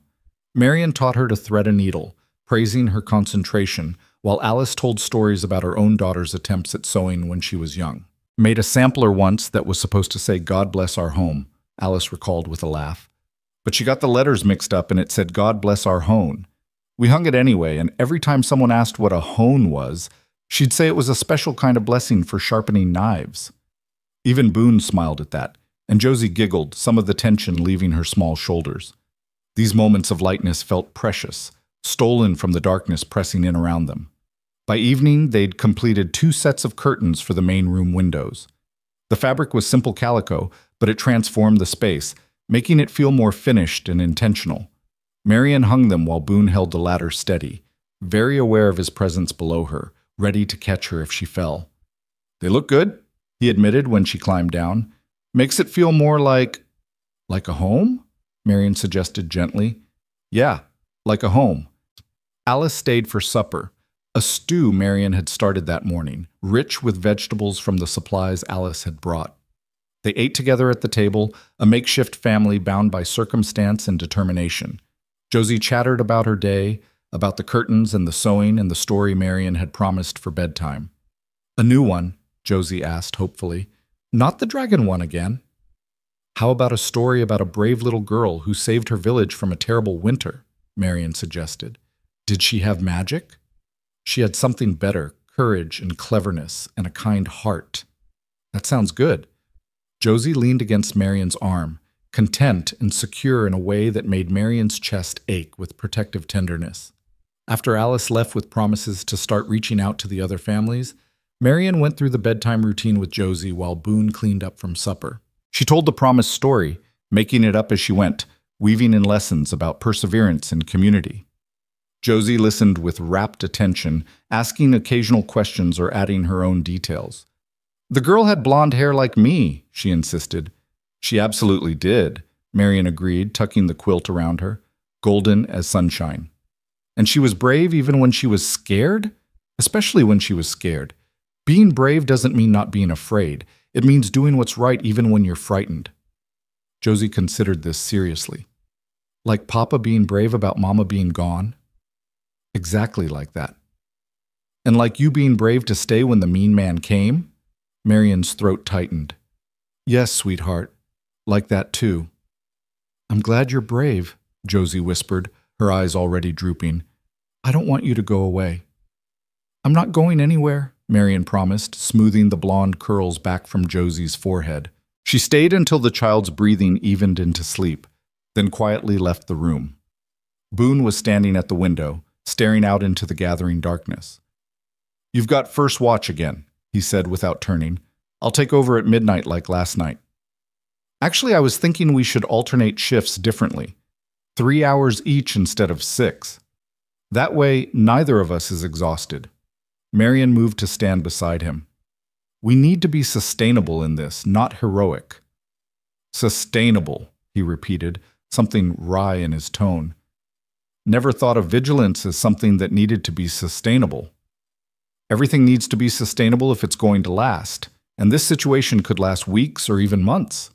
Marion watched his reflection in the window glass. We have to pace ourselves. He turned to face her, and in the lamplight his features were softer than usual. You've got an answer for everything, don't you, Miss Locke? Not everything, but I'm good at practical problems. She managed a small smile. Emotional ones are harder. Tell me about it. He was quiet for a moment, then, about what the sheriff said this morning, about the living arrangement being improper. It doesn't matter what he thinks. It matters if it gives them ammunition to take Josie. Boone's jaw tightened. I've been thinking about it all day. There might be a way to make it more proper. Legally proper, I mean. Something in his tone made Marion's heart start to race. What are you suggesting? He didn't meet her eyes. I'm suggesting that if you and I were married, even just on paper, it would solve the propriety problem. You'd be Josie's stepmother instead of just a governess. No one could claim impropriety then. The words landed like stones in still water, sending ripples through Marion's carefully maintained composure. Mr. Mercer, are you proposing marriage? I'm proposing a solution to a legal problem, he corrected, still not looking at her. This wouldn't be a real marriage, not like what you came here expecting with Harrington. It would be a business arrangement. You'd have legal standing as Josie's guardian, I'd have proof of a proper household, and Blackwell would lose his best weapon against us. Marion's mind reeled. Part of her recognized the practicality of his suggestion. He was right that it would strengthen their position. But another part, the part she'd been trying not to acknowledge, felt a sharp pang at his emphasis that it wouldn't be real. And what would this arrangement entail exactly? She heard herself ask. Marriage in name only. You'd keep your room, I'd keep sleeping in the barn. Nothing would change except the paperwork. His voice was carefully neutral. You'd be free to leave if you wanted, once this situation with Blackwell is resolved. No obligations beyond caring for Josie, which you're already doing. I see. Marion struggled to sort through her tangled emotions. And you think this would actually help? I think it would make it much harder for them to remove Josie. A child with two parents, even if one is a step-parent, is better than a child with one parent and a governess of questionable morals. He finally looked at her, his expression guarded. But I understand if it's too much to ask. You already came here expecting to marry a stranger, and that didn't work out. I wouldn't blame you for not wanting to try again under these circumstances. That's not... Marion stopped, trying to organize her thoughts. Mr. Mercer, this isn't about what I want or don't want. This is about Josie's welfare. If you truly believe this would protect her, then we should consider it seriously. I do believe it would help, but I won't pressure you into anything. His voice softened slightly. You've already given us more than we had any right to expect. I won't ask you to sacrifice more unless you're willing. Marion thought about Josie asleep in the next room, her small hand curled under her cheek. She thought about the sheriff's cold eyes and Blackwell's threats. She thought about the garden they were nurturing back to life, and the way this broken house was slowly becoming a home again. If we did this, she said carefully, it would have to be done properly. A real ceremony, legal documents, everything above board. No room for anyone to claim it's a sham. Agreed. And we'd need to be clear about expectations. You say nothing would change, but marriage changes things whether we want it to or not. We'd need boundaries, agreements, rules. Whatever you think is necessary. Marion took a deep breath. Then yes, if you believe this is what's best for Josie, I'll marry you. The silence that followed felt weighted with significance. Boone's eyes searched her face as if trying to understand what had motivated her agreement. You're sure? I'm sure that protecting Josie is the most important thing. I'm sure that I want to stay here and help this family heal. And I'm sure that if a legal formality will help accomplish that, I'm willing to go through with it. She met his gaze directly. Are you sure, Mr. Mercer? This is a big step, even if it is just a formality. I'm sure. His voice was firm. And Miss Locke? Under the circumstances, you should probably start calling me Boone. Then you should call me Marion. She extended her hand, formal and businesslike. Partners in protecting Josie. He took her hand, his grip warm and calloused. Partners, he agreed. They shook on it like two people closing a business deal, not like a couple agreeing to marry. But as their hands clasped, Marion felt something shift between them. An acknowledgement of trust, perhaps, or a recognition that they were bound together now in ways that went beyond simple employment. When he released her hand, the moment passed, and they were back to practical planning. They would ride to town tomorrow and speak with Reverend Barnes about a quick ceremony.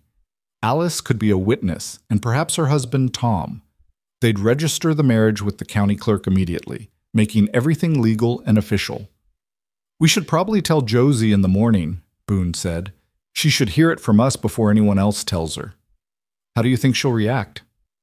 Honestly, I think she'll be thrilled. She's been hoping for a mother since Clara died, and you're the first person she's truly taken to. A shadow crossed his face. I just hope we're not setting her up for disappointment when this arrangement eventually ends. Who says it has to end? The words were out before Marion could stop them. Boone looked at her sharply. You said yourself this is about protecting Josie. Once Blackwell's dealt with, Josie will still need care. She'll still benefit from having two parents instead of one. And I'll still need a home and a purpose. Marion lifted her chin. I'm not planning to leave just because the immediate crisis is over, Boone. Unless you want me to. He stared at her for a long moment, something unreadable in his expression. I don't want you to, he said finally, his voice rough. I don't know what this is or where it's going, but I know Josie's happier with you here. And I'm managing better too, so no, I don't want you to leave. Then I won't. Marion smiled slightly. Partners for the long term then. However long that turns out to be. However long that turns out to be, he echoed. They stood together in the lamplight, two people bound by circumstance and necessity, and a growing thread of something neither of them was quite ready to name. Outside, the Montana night pressed close, full of dangers known and unknown. But inside, in this room with its new curtains and remembered furniture, there was warmth and light, and the tentative beginning of hope. Tomorrow they would ride to town and formalize their arrangement. Tomorrow they would face whatever consequences came from their decision. But tonight, for just this moment, they could stand together in companionable silence and believe that maybe, just maybe, they were building something worth protecting. You should get some rest before your watch, Boone said finally. It's been a long day. So should you. Marion moved toward her room, then paused at the doorway. Boone, thank you for trusting me enough to suggest this. I know it's not easy, given everything you've been through. Thank you for saying yes when you had every reason to refuse. He managed something that might have been a smile. Good night, Marion. Good night, Boone. She closed the door softly behind her and leaned against it, her heart pounding. Tomorrow she would become Mrs. Boone Mercer, stepmother to Josie, wife in name, if not in fact to a man she'd known less than a week. It was mad, impulsive, completely improper by any standard. It was also, she realized as she changed into her nightgown and climbed into bed, exactly what she wanted.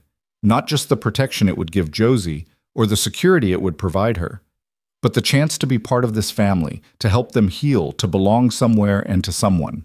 Even if that someone didn't love her the way she was beginning to suspect she might love him, morning came too quickly, bringing with it the weight of decisions made in lamplight. Marion woke to find Boone already up, the smell of coffee drifting through the house. When she emerged from her room, she found him standing at the stove looking more uncertain than she'd ever seen him. I don't know how to tell her, he admitted without preamble. How do you explain to a 3-year-old that her father's marrying someone he barely knows for legal protection? You don't? Marion said simply, moving to help him with breakfast. You tell her that you and I care about each other and want to be a family. Children don't need all the complicated adult reasons. They just need to know they're loved and safe. But we're not. Boone stumbled over the words, his face flushing. We care about each other enough to want what's best for Josie, Marion said firmly. That's not a lie. And the rest, well, who knows what the future holds. We're building something here, Boone. Maybe it's not conventional, but it's real. Before he could respond, Josie appeared in the doorway, her hair a wild tangle around her sleep-flushed face. Why are you both up so early? She yawned. Is something wrong? Marion and Boone exchanged glances. Then Boone knelt down, bringing himself to his daughter's eye level. Nothing's wrong, baby girl. In fact, something's very right. Come here. Josie patted over, and Boone lifted her onto his knee. Marion sat down beside them, close enough to offer support, but giving father and daughter their moment. Josie, you remember how you asked Miss Marion, if she would be your mommy? Boone's voice was steady, despite the emotion Marion could see in his eyes. You said she couldn't 'cause Mama already was my mommy, Josie replied, her small brow furrowing. That's right. Your mama will always be your mama, and nobody can replace her. Boone took a breath. But Marion could be something else. She could be your new mama, if you'd like that. A second mama, different from the first, but just as important. Josie's eyes went wide. Really? You mean forever? We mean for as long as you need us, Marion said gently, reaching out to take one of Josie's small hands. Your papa and I have decided to get married, which means I'll be your stepmother. I'll take care of you and love you just like I have been, but it'll be official and legal and real. Like in the fairy tales? Josie asked, wonder spreading across her face. With a wedding and everything? Exactly like that, Boone confirmed. We're going to town today to talk to Reverend Barnes, and if you'd like, you can be there when we get married. The squeal of delight that burst from Josie was so loud and pure that both adults winced, but the joy on her face was worth any discomfort. She launched herself at Marion, tiny arms wrapping around her neck with fierce intensity. You're going to be my new mama. I prayed and God sent you, and now you're staying forever. The words tumbled over each other in her excitement. Well, maybe not quite forever, Marion started, but Josie was having none of it. Forever and ever, the child insisted, pulling back to look at Marion's face with absolute certainty. That's how long you'll stay. I just know it. Over Josie's head, Marion met Boone's eyes. Something passed between them. Acknowledgement, perhaps, that this arrangement was already more complicated than either had admitted. Because looking at Josie's joy, feeling her small body trembling with happiness, Marion knew she couldn't walk away even if she wanted to. And the realization that she didn't want to walk away was both terrifying and exhilarating. The ride to town was an adventure for Josie, who sat in front of Boone on his horse while Marion rode the gentler mare they'd saddled for her. The morning was clear and bright, the summer heat not yet oppressive. Josie chattered the entire way, asking questions about weddings and marriages, and whether she could have a new dress for the occasion. We'll see what we can do, Marion promised, already mentally calculating what fabric Alice had brought, and whether she could fashion something appropriate in the time they had. Medicine Creek seemed busier than usual when they arrived, or perhaps Marion was just more aware of the curious stares that followed them. News traveled fast in small towns, and she suspected that everyone already knew about the sheriff's visit and Blackwell's campaign against Boone. Reverend Barnes was in his small office attached to the church, a thin man with kind eyes and ink-stained fingers from his correspondence work. He looked up in surprise when they entered. Boone Mercer, as I live and breathe. Haven't seen you in church since Clara's funeral. His gaze shifted to Marion and Josie. And you must be Miss Locke. Alice Porter's told me about you. So nothing too scandalous, I hope, Marion said with a slight smile. On the contrary, she spoke highly of your character and your care for young Josie here. The Reverend's expression grew more serious. I also heard about Sheriff Morrison's visit yesterday. Troubling business. That's actually why we're here, Boone said, his hand resting protectively on Josie's shoulder. Miss Locke and I would like to be married as soon as possible. The Reverend's eyebrows rose.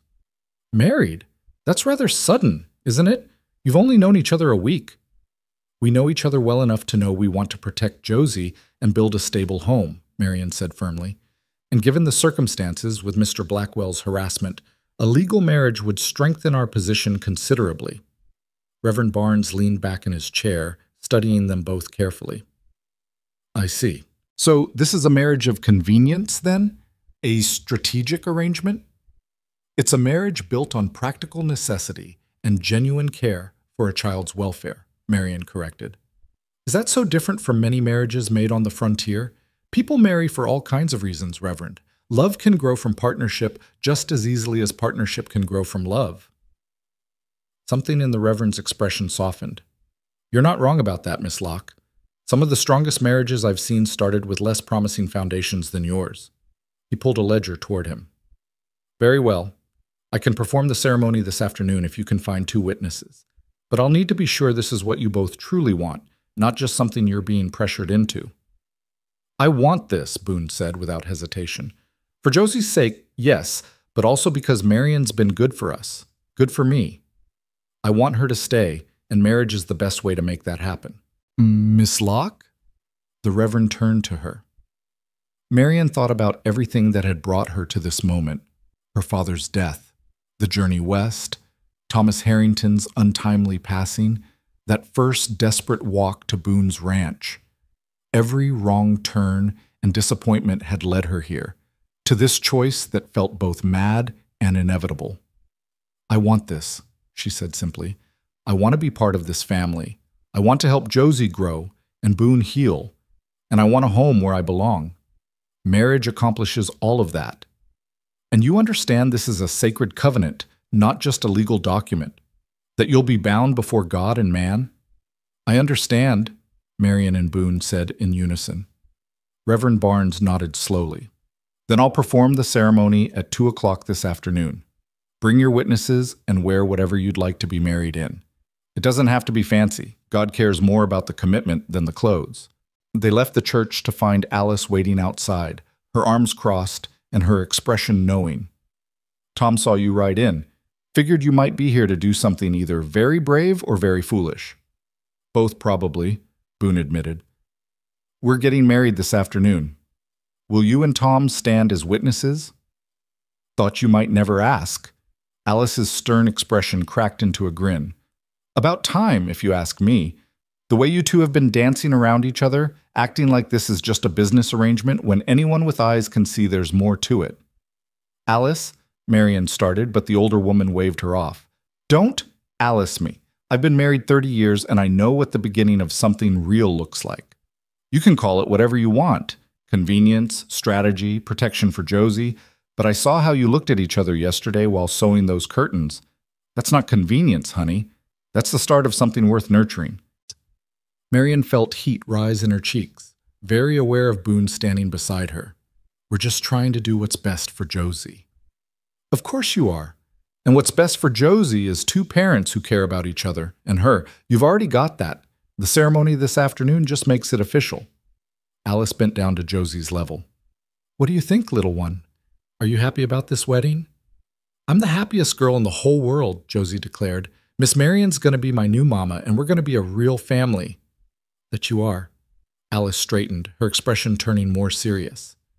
"You should know Blackwell was in town again this morning. He heard about your plans. Don't ask me how, but word travels. He's making noise about how desperate it all looks, how suspicious." "Let him make noise," Boone said flatly. "By this evening, Marion will be my legal wife and Josie's legal mother. He can complain all he wants, but he won't have grounds to question the arrangement anymore." "There's something else." Alice glanced around to make sure they weren't overheard. 3 families have agreed to come forward about Blackwell's harassment. The Johnsons, who left 2 years ago, the Cartwrights, who lost their farm last year, and surprisingly, the Hendersons. Martha finally convinced her husband to speak up. They're willing to testify about the pattern of intimidation and economic sabotage. Hope kindled in Marion's chest. "That's wonderful. With multiple testimonies, it's a start," Alice cautioned. "But it's also dangerous. Blackwell won't take kindly to people speaking against him. You need to be prepared for him to escalate." "We're as prepared as we can be," Boone said grimly, "and now we've got legal standing to fight him."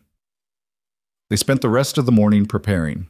Alice took Marion to her house, where they fashioned a simple but elegant dress from a length of cream-colored muslin Alice had been saving. It wasn't a traditional wedding gown, but with some clever draping and the addition of lace at the collar and cuffs, it looked respectable and even pretty. While they sewed, Alice shared what she knew about marriage on the frontier, practical advice mixed with gentle wisdom. "It won't be easy," she said, her needle flying through the fabric. "Marriage never is, but especially not one that starts the way yours is starting. You'll have to figure out what you are to each other while everyone watches and judges." "I know," Marion said softly, working on the hem. But I'd rather face those challenges with Boone than face anything else without him and Josie. You're already calling him Boone instead of Mr. Mercer, Alice observed with a knowing smile. That's progress. Meanwhile, Boone had taken Josie to the general store, where they purchased a length of ribbon for her hair and a small bouquet of wildflowers. The store owner, a nervous man who clearly wanted no part of the conflict with Blackwell, served them quickly and quietly, avoiding eye contact. But as they left, they ran into Sheriff Morrison on the street. The lawman's eyes narrowed when he saw them. Heard you're getting married this afternoon, Mercer. Mighty convenient timing. Timing has nothing to do with convenience, Boone replied evenly, keeping Josie close. I'm marrying a good woman who loves my daughter. That's all that matters. Is it? Or are you just trying to make your arrangement look respectable before the judge reviews my report? The sheriff's smile was unpleasant. Won't work, you know. A hasty marriage to avoid scrutiny looks just as suspicious as an unmarried woman in your house. Then it's a good thing we're not getting married to avoid scrutiny. We're getting married because we want to be a family. Boone's voice hardened. And unless you've got actual business with me, Sheriff, I'd appreciate you leaving us alone. Oh, I've got business. Silas Blackwell filed another complaint this morning. Says you threatened his life when he came to make you a legitimate business offer. He threatened my daughter. I responded appropriately. That's not how Mr. Blackwell tells it. Says you attacked him unprovoked, nearly broke his leg when you pulled him off his horse. The sheriff crossed his arms. I'm going to need you to come by my office tomorrow and give a statement. And if I don't like what I hear, I might have to bring you in on assault charges. Boone's hands clenched into fists, but his voice remained steady. I'll come by tomorrow. With my wife. Now, if you'll excuse me, I have a wedding to get to. He walked away before the sheriff could respond, Josie's hand tight in his. But Marion, watching from Alice's window across the street, saw the tension in his shoulders and knew the encounter had shaken him more than he'd let on. By 2 o'clock, they were all gathered in the small church. Reverend Barnes stood before the simple altar, his Bible open. Alice and Tom Porter served as witnesses, both dressed in their Sunday best. Josie sat in the front pew, her new ribbon shining in her freshly braided hair, clutching her bouquet of wildflowers like treasure. Marion stood beside Boone, acutely aware of how strange this moment was. A week ago, she'd stepped off a stagecoach expecting to marry a man she'd never met. Now she was marrying a different stranger, for different reasons, with no idea how this story would end. But when Boone turned to look at her, something in his expression steadied her nerves. He was as uncertain as she was, as overwhelmed by the speed of events. But he was here, present and committed, willing to take this leap for his daughter, and maybe, just maybe, for himself too. Dearly beloved, Reverend Barnes began, his voice resonating in the quiet church, we are gathered here in the sight of God, and these witnesses to join Boone Mercer and Marion Locke in holy matrimony. The ceremony was brief, the traditional words feeling both weighty and surreal. When the Reverend asked if anyone objected, Marion half expected the doors to burst open and Blackwell to storm in with some new accusation. But the church remained peaceful, filled only with their small group and shafts of afternoon sunlight through the windows. Do you, Boone Mercer, take this woman to be your lawfully wedded wife, to have and to hold from this day forward, for better or worse, for richer or poorer, in sickness and in health, until death do you part? Boone's voice was firm. I do. And do you, Marion Locke, take this man to be your lawfully wedded husband, to have and to hold from this day forward, for better or worse, for richer or poorer, in sickness and in health, until death do you part? Marion looked into Boone's blue-green eyes and saw fear there, yes, but also hope. She thought of Josie's joy this morning, of the garden they were nurturing, of all the small moments that had brought them to this point, and she knew, despite the unconventional circumstances, that she was making the right choice. I do. Then by the power vested in me, I now pronounce you husband and wife. Reverend Barnes smiled. You may kiss your bride, Boone. For a moment, neither of them moved. Then Boone leaned forward slowly, giving Marion time to pull away if she wanted. But she didn't want to pull away. His lips touched hers briefly, gently, a seal on promises made and a future uncertain, but no longer faced alone. When they separated, Josie was bouncing in her pew with barely contained excitement. Are you married now? Are you really, truly married? We really, truly are, Marion confirmed, her voice slightly breathless. Josie launched herself at them both, wrapping her small arms around as much of their legs as she could reach. Best day ever, she declared. Best day in my whole life. Alice dabbed at her eyes with a handkerchief, while Tom grinned broadly. Reverend Barnes produced the marriage certificate, which they all signed. Marion's new name looking strange and official on the paper. Mrs. Marion Mercer. A person who hadn't existed an hour ago, but who now had legal standing and purpose. They celebrated with a simple meal at the hotel restaurant, one of the few public establishments in Medicine Creek that hadn't yet chosen sides in the conflict with Blackwell. Josie was the center of attention, telling anyone who would listen about her new mama and the wedding. Her joy was infectious, making even strangers smile despite the tensions running through the town. But as they prepared to ride home in the late afternoon, a commotion near the sheriff's office drew their attention. A crowd had gathered, voices raised in argument. Boone tensed immediately, his hand moving instinctively toward his sidearm. "Stay here with Josie," he told Marion, starting toward the disturbance. "Not a chance," Marion replied, taking Josie's hand. "We're a family now, remember? We face things together." They pushed through the crowd to find Martha Henderson confronting Sheriff Morrison, her face red with anger and her voice shaking with emotion. Behind her stood her husband and several other townspeople, including families Marion didn't recognize. The Johnsons and Cartwrights, she guessed. "You can't arrest him for speaking the truth," Martha was shouting. "My son saw what Blackwell did to Tom Harrington's store. He saw the threats, the sabotage." "Your son's testimony is hearsay," the sheriff replied coldly. "And if you keep making false accusations against a respected citizen, I'll have to bring you in for slander." "It's not slander if it's true." One of the Johnsons stepped forward, a weathered man with fury in his eyes.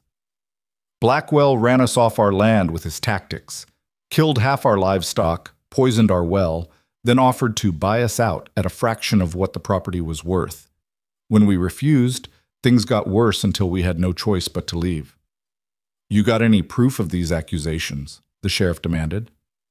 "We've got testimonies from 6 families now," Alice announced, stepping forward with a sheaf of papers, all documenting the same pattern of harassment and intimidation, all willing to swear to it before a judge. "The judge is in Blackwell's pocket," someone in the crowd muttered. "Then we'll go to the territorial governor," another voice called out. "This has gone on long enough." The crowd's mood was shifting, anger building like a summer storm. Marion could feel the tension crackling in the air, dangerous and unpredictable. One spark could turn this into violence, and violence would play right into Blackwell's hands. "Wait," she said, her voice cutting through the noise. "Wait, everyone, this isn't the way." The crowd turned to look at her, this Eastern woman they barely knew. But she met their gazes steadily, drawing on reserves of courage she hadn't known she possessed. Violence and accusations in the street won't solve this. It'll just give Sheriff Morrison an excuse to arrest more of you, which is exactly what Blackwell wants. She looked around at the assembled faces, farmers, merchants, families who'd been pushed to the breaking point. But documentation, testimonies, evidence presented through proper legal channels, that's harder to dismiss or corrupt. "The legal channels are already corrupted," Martha Henderson said bitterly. "The judge, the sheriff, half the town council, they're all beholden to Blackwell's money." "Then we go higher," Marion insisted. "The territorial governor, the federal marshal, newspapers in Helena and beyond. We make this public, too public for even Blackwell to bury. But we do it smart, not hot-headed." "She's right," Tom Porter added his voice to hers. "We've got numbers now, and testimonies. We compile everything into a formal complaint and send copies everywhere, to every authority, every newspaper, every official who might listen, make it impossible to ignore." "And in the meantime," someone asked, "we just let Blackwell keep terrorizing people?" "In the meantime, we protect each other," Boone said, moving to stand beside Marion. "We watch each other's properties, share resources, present a united front. Blackwell's power comes from isolating us, making us face him alone. We take that away from him." "Easy for you to say," a voice called out. "You just got yourself a wife to make you look respectable. What about the rest of us? What about the rest of you?" Marion challenged. "You're all here, aren't you? Standing together, speaking up? That's respectability worth more than any marriage certificate. That's courage worth more than any sheriff's approval. The crowd murmured, considering. Then Martha Henderson stepped forward and extended her hand to Marion. "You've got spine, Mrs. Mercer. I wasn't sure about you when you first came to town, but you've proven yourself. I'm with you." One by one, others came forward. The Johnsons, the Cartwrights, families Marion didn't even know. They shook hands, made promises to support each other, began organizing watches and patrols. The sheriff looked increasingly uncomfortable as his authority was circumvented by people simply choosing to protect themselves. As the crowd dispersed with new purpose and determination, a rider came galloping down the main street, his horse lathered and his face urgent. He pulled up in front of the group, breathing hard. "Fire!" he gasped. "The Mercer Ranch, smoke rising from the north pasture. I saw it from the ridge." Marion's heart stopped. Boone had already started running for his horse, Marion right behind him with Josie in her arms. Tom and several other men mounted quickly, forming an impromptu firefighting brigade. The ride back to the ranch was the longest of Marion's life, every minute an agony of fear and uncertainty. But when they crested the final rise and saw the property below, the fire wasn't in the north pasture at all. It was much closer. The barn was ablaze, flames licking up the sides of the structure, smoke billowing black against the clear sky. "Josie, stay with Alice," Marion commanded as Alice's wagon pulled up behind them. She handed the frightened child over and raced toward the barn with Boone. "The horses!" Boone was shouting. "There are 3 horses in there!" He ran toward the burning building, but Marion grabbed his arm. "You can't go in there. It's too dangerous." "Those horses are everything we have. Without them, we can't work the ranch, can't—" "Without you, Josie has no father," Marion shouted over the roar of the flames. "Let the men help. Don't throw your life away." But even as she spoke, Tom and 2 others were rushing toward the barn, wet cloths over their faces. The barn doors were stuck, warped by heat. It took 3 men to force them open, and then the horses came bursting out in panicked flight, their eyes rolling white with terror. 2 of them ran clear. But the third, Boone's big bay, stumbled, its leg tangled in fallen harness. Without thinking, Boone broke free from Marion's grip and ran back toward the burning barn. "Boone, no!" Marion screamed, but he was already inside, disappearing into the smoke. Time seemed to stop. The flames grew higher, the barn's roof beginning to collapse in places. Tom and the others were trying to contain the fire's spread, but the barn itself was lost. And Boone was inside. "Papa!" Josie's scream cut through everything. She'd broken away from Alice and was running toward the barn, her small legs pumping. Marion caught her just in time, lifting her up and holding her tight, even as the child fought against her grip. "Your papa will be okay," she said, praying she wasn't lying. "He'll be okay, sweetheart. He has to be." Just when Marion thought her heart would break from fear, 2 figures emerged from the smoke. Boone, coughing and stumbling, leading his bay horse. Both were singed and shaking, but alive. Marion ran to them, Josie still in her arms. She wanted to scream at Boone for being so reckless, wanted to hit him for scaring her like that, wanted to kiss him for being alive. Instead, she just stood there trembling as he looked up at her with soot-stained face and eyes bright with emotion. "I couldn't let him burn," he said hoarsely, his voice rough from smoke. He was Clara's horse, the last thing she gave me before. "I know," Marion said, her own voice breaking. "I know, but Boone, you can't. You have to think about Josie, about us." "I know." He reached out with one blackened hand and touched her face gently. "I know. I'm sorry." The barn continued to burn behind them, the structure collapsing in on itself in showers of sparks. Men formed bucket brigades from the well, more concerned now with keeping the fire from spreading to the house than with saving the barn itself. It was clearly a total loss. As the flames finally died down to smoldering embers and exhausted men sat catching their breath, Sheriff Morrison arrived with Silas Blackwell beside him.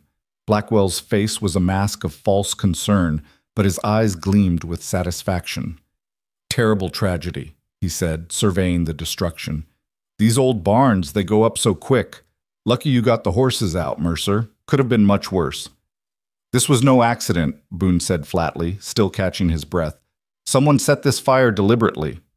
"That's quite an accusation," the sheriff said. "You got any evidence?" The barn was fine this morning. We've been in town all afternoon for... Boone stopped himself, but it was too late. For your hasty wedding, yes, I heard. Blackwell's smile was poison. How convenient that you were away when this happened. No witnesses, no way to prove anything. He turned to the sheriff. Probably an ember from the stove, or maybe lightning. These things happen. There hasn't been a cloud in the sky all day, Marion said coldly, and we banked the stove carefully this morning. This was arson, Mr. Blackwell, and we all know who's responsible. Careful, Mrs. Mercer. Blackwell's use of her new name was mocking. Slander is a serious offense. Unless you have proof, I'd suggest you keep your accusations to yourself. I have proof, a voice called out. A young man stepped forward from the group of volunteers. Martha Henderson's son, Marion realized. I saw two men riding away from here about an hour ago. Recognized one of them as working for you, Mr. Blackwell. Buck Ramsey, the man you hired last month. Buck works for me, that's true, Blackwell said smoothly. But that doesn't mean he was here on my orders. Man's probably got his own reasons for riding this direction. He was carrying a can of lamp oil, the boy continued, his voice shaking but determined. I saw it clear as day, and when he saw me watching, he threatened me, said I'd better keep my mouth shut if I knew what was good for me. The word of a child against a grown man, the sheriff said dismissively. That won't hold up in any court. Then maybe this will. Alice Porter stepped forward, holding something wrapped in cloth. She unwrapped it to reveal a charred can with Blackwell Ranch stenciled on the side. Found this in the grass near where the fire started. Must have been dropped in the rush to leave. The sheriff's face went pale. Even Blackwell's composure slipped for just a moment, fury flashing across his features. But he recovered quickly. Anyone could have taken that can from my property. This proves nothing except that someone is trying to frame me. He turned to the sheriff. Unless there's actual evidence and not just wild theories, I believe we're done here. Not quite. Tom Porter stepped forward, along with 5 other men. We'll be swearing out statements about what we saw and heard here today. Young Henderson's testimony about your man Ramsey, the can with your ranch name on it, the fact that this happened right after you threatened Boone in town this morning. I made no threats, Blackwell sputtered. You told him the marriage wouldn't protect him, that there were other ways to make his life difficult, Tom continued calmly. I was standing 3 feet away when you said it. I heard every word. More men stepped forward, adding their voices. They'd all heard Blackwell's veiled threats, had all witnessed his campaign against Boone and others.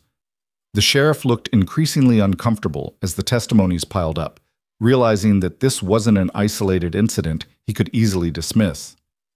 This is a coordinated attack on my character, Blackwell said, his voice rising. You're all conspiring together to ruin my reputation because you're jealous of my success. Your success built on theft and intimidation, Martha Henderson shot back. We're not jealous, Mr. Blackwell. We're tired. Tired of your bullying, tired of your threats, tired of living in fear. I think, Reverend Barnes said quietly, stepping forward, that what we have here is a community that's finally found its voice. And that voice is saying no more. No more intimidation, no more corruption, no more looking the other way while good people are driven from their homes. The crowd murmured agreement. Even the sheriff seemed to recognize that the tide had turned, that whatever power Blackwell had once wielded through fear was crumbling in the face of united resistance. This isn't over, Blackwell said, his mask finally dropping to reveal the viciousness beneath. You think you've won because you've got a few testimonies and some scorched metal? I own this county. I own the judge, the merchants, half the land for 50 miles. I can crush every one of you if I choose to. Then choose, Boone said, stepping forward despite his exhaustion. Choose to keep fighting, keep threatening, keep destroying. But know this, we'll fight back every time. We'll rebuild every barn you burn, replant every field you poison, stand witness every time you try to run someone off their land. You're one man with money and connections. We're a community with something worth protecting. And in the end, that's stronger than anything you can throw at us. The silence that followed was profound. Then, one by one, people began to speak up, sharing stories of Blackwell's harassment, adding their own testimonies to the growing pile. The sheriff, seeing which way the wind was blowing, quietly began taking notes. his earlier dismissiveness replaced by careful documentation. Blackwell stood alone in the midst of the crowd, his power evaporating like morning mist. Finally, with a snarl of rage, he mounted his horse and rode away, leaving behind a sheriff who now had no choice but to investigate the mounting allegations seriously.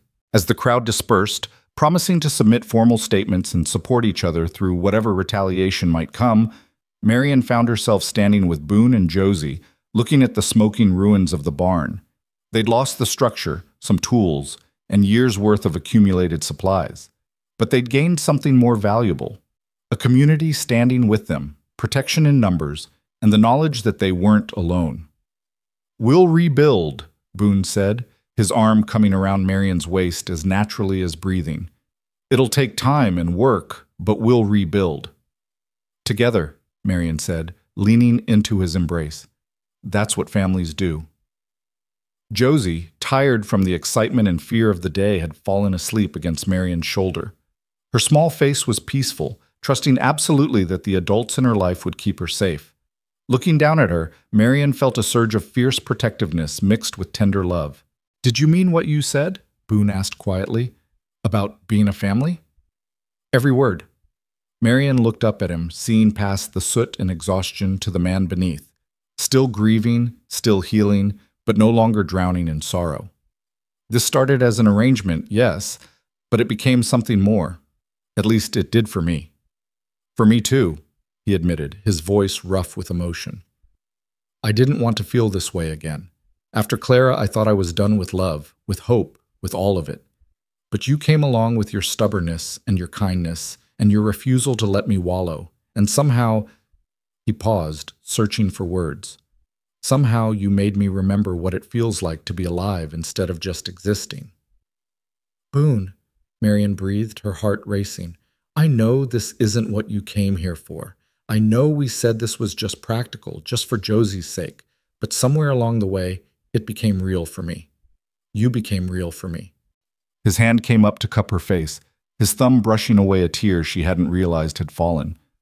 "I'm not asking you to love me back. I know that might take time, or might never happen at all, but I needed you to know that this isn't just an arrangement anymore. Not for me."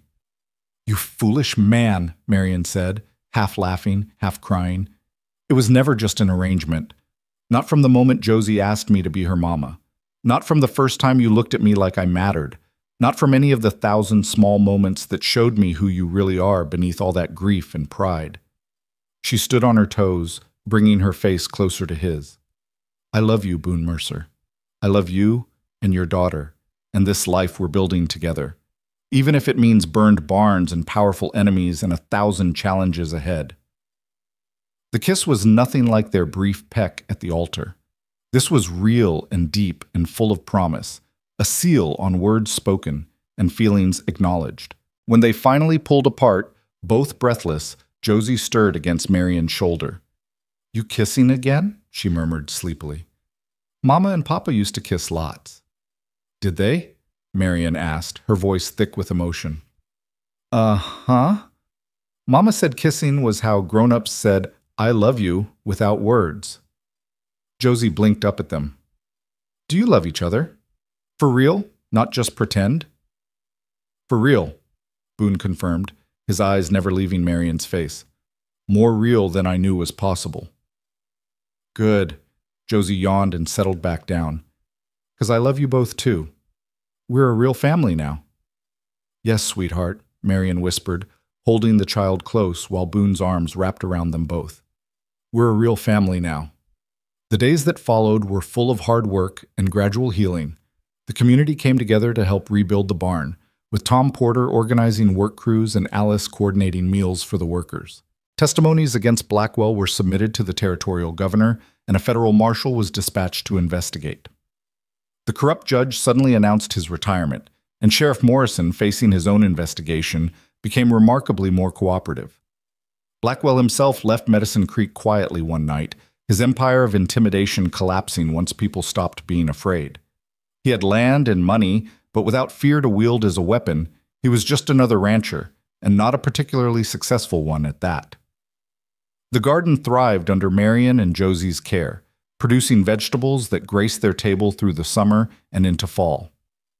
Marion taught Josie her letters, using Clara's old primer and infinite patience. Boone slowly moved his belongings back into the house, into the room he now shared with Marion, husband and wife in truth as well as name. On cool evenings, they would sit together in Clara's rocking chair, Boone in the seat, Marion on his lap, Josie nestled between them, and tell stories or simply exist in comfortable silence. The house filled with life again, with laughter and love and the ordinary magic of a family being a family. One evening in early autumn, as they sat watching the sunset paint the sky in shades of amber and rose, Josie asked a question that had been building for weeks. "Do you think Mama knows about us? About how happy we are?" Boone tensed slightly, but Marion's hand found his and squeezed gently. "I think she knows," Marion said softly. "I think she's glad that you have someone to love you and that your papa isn't so sad anymore.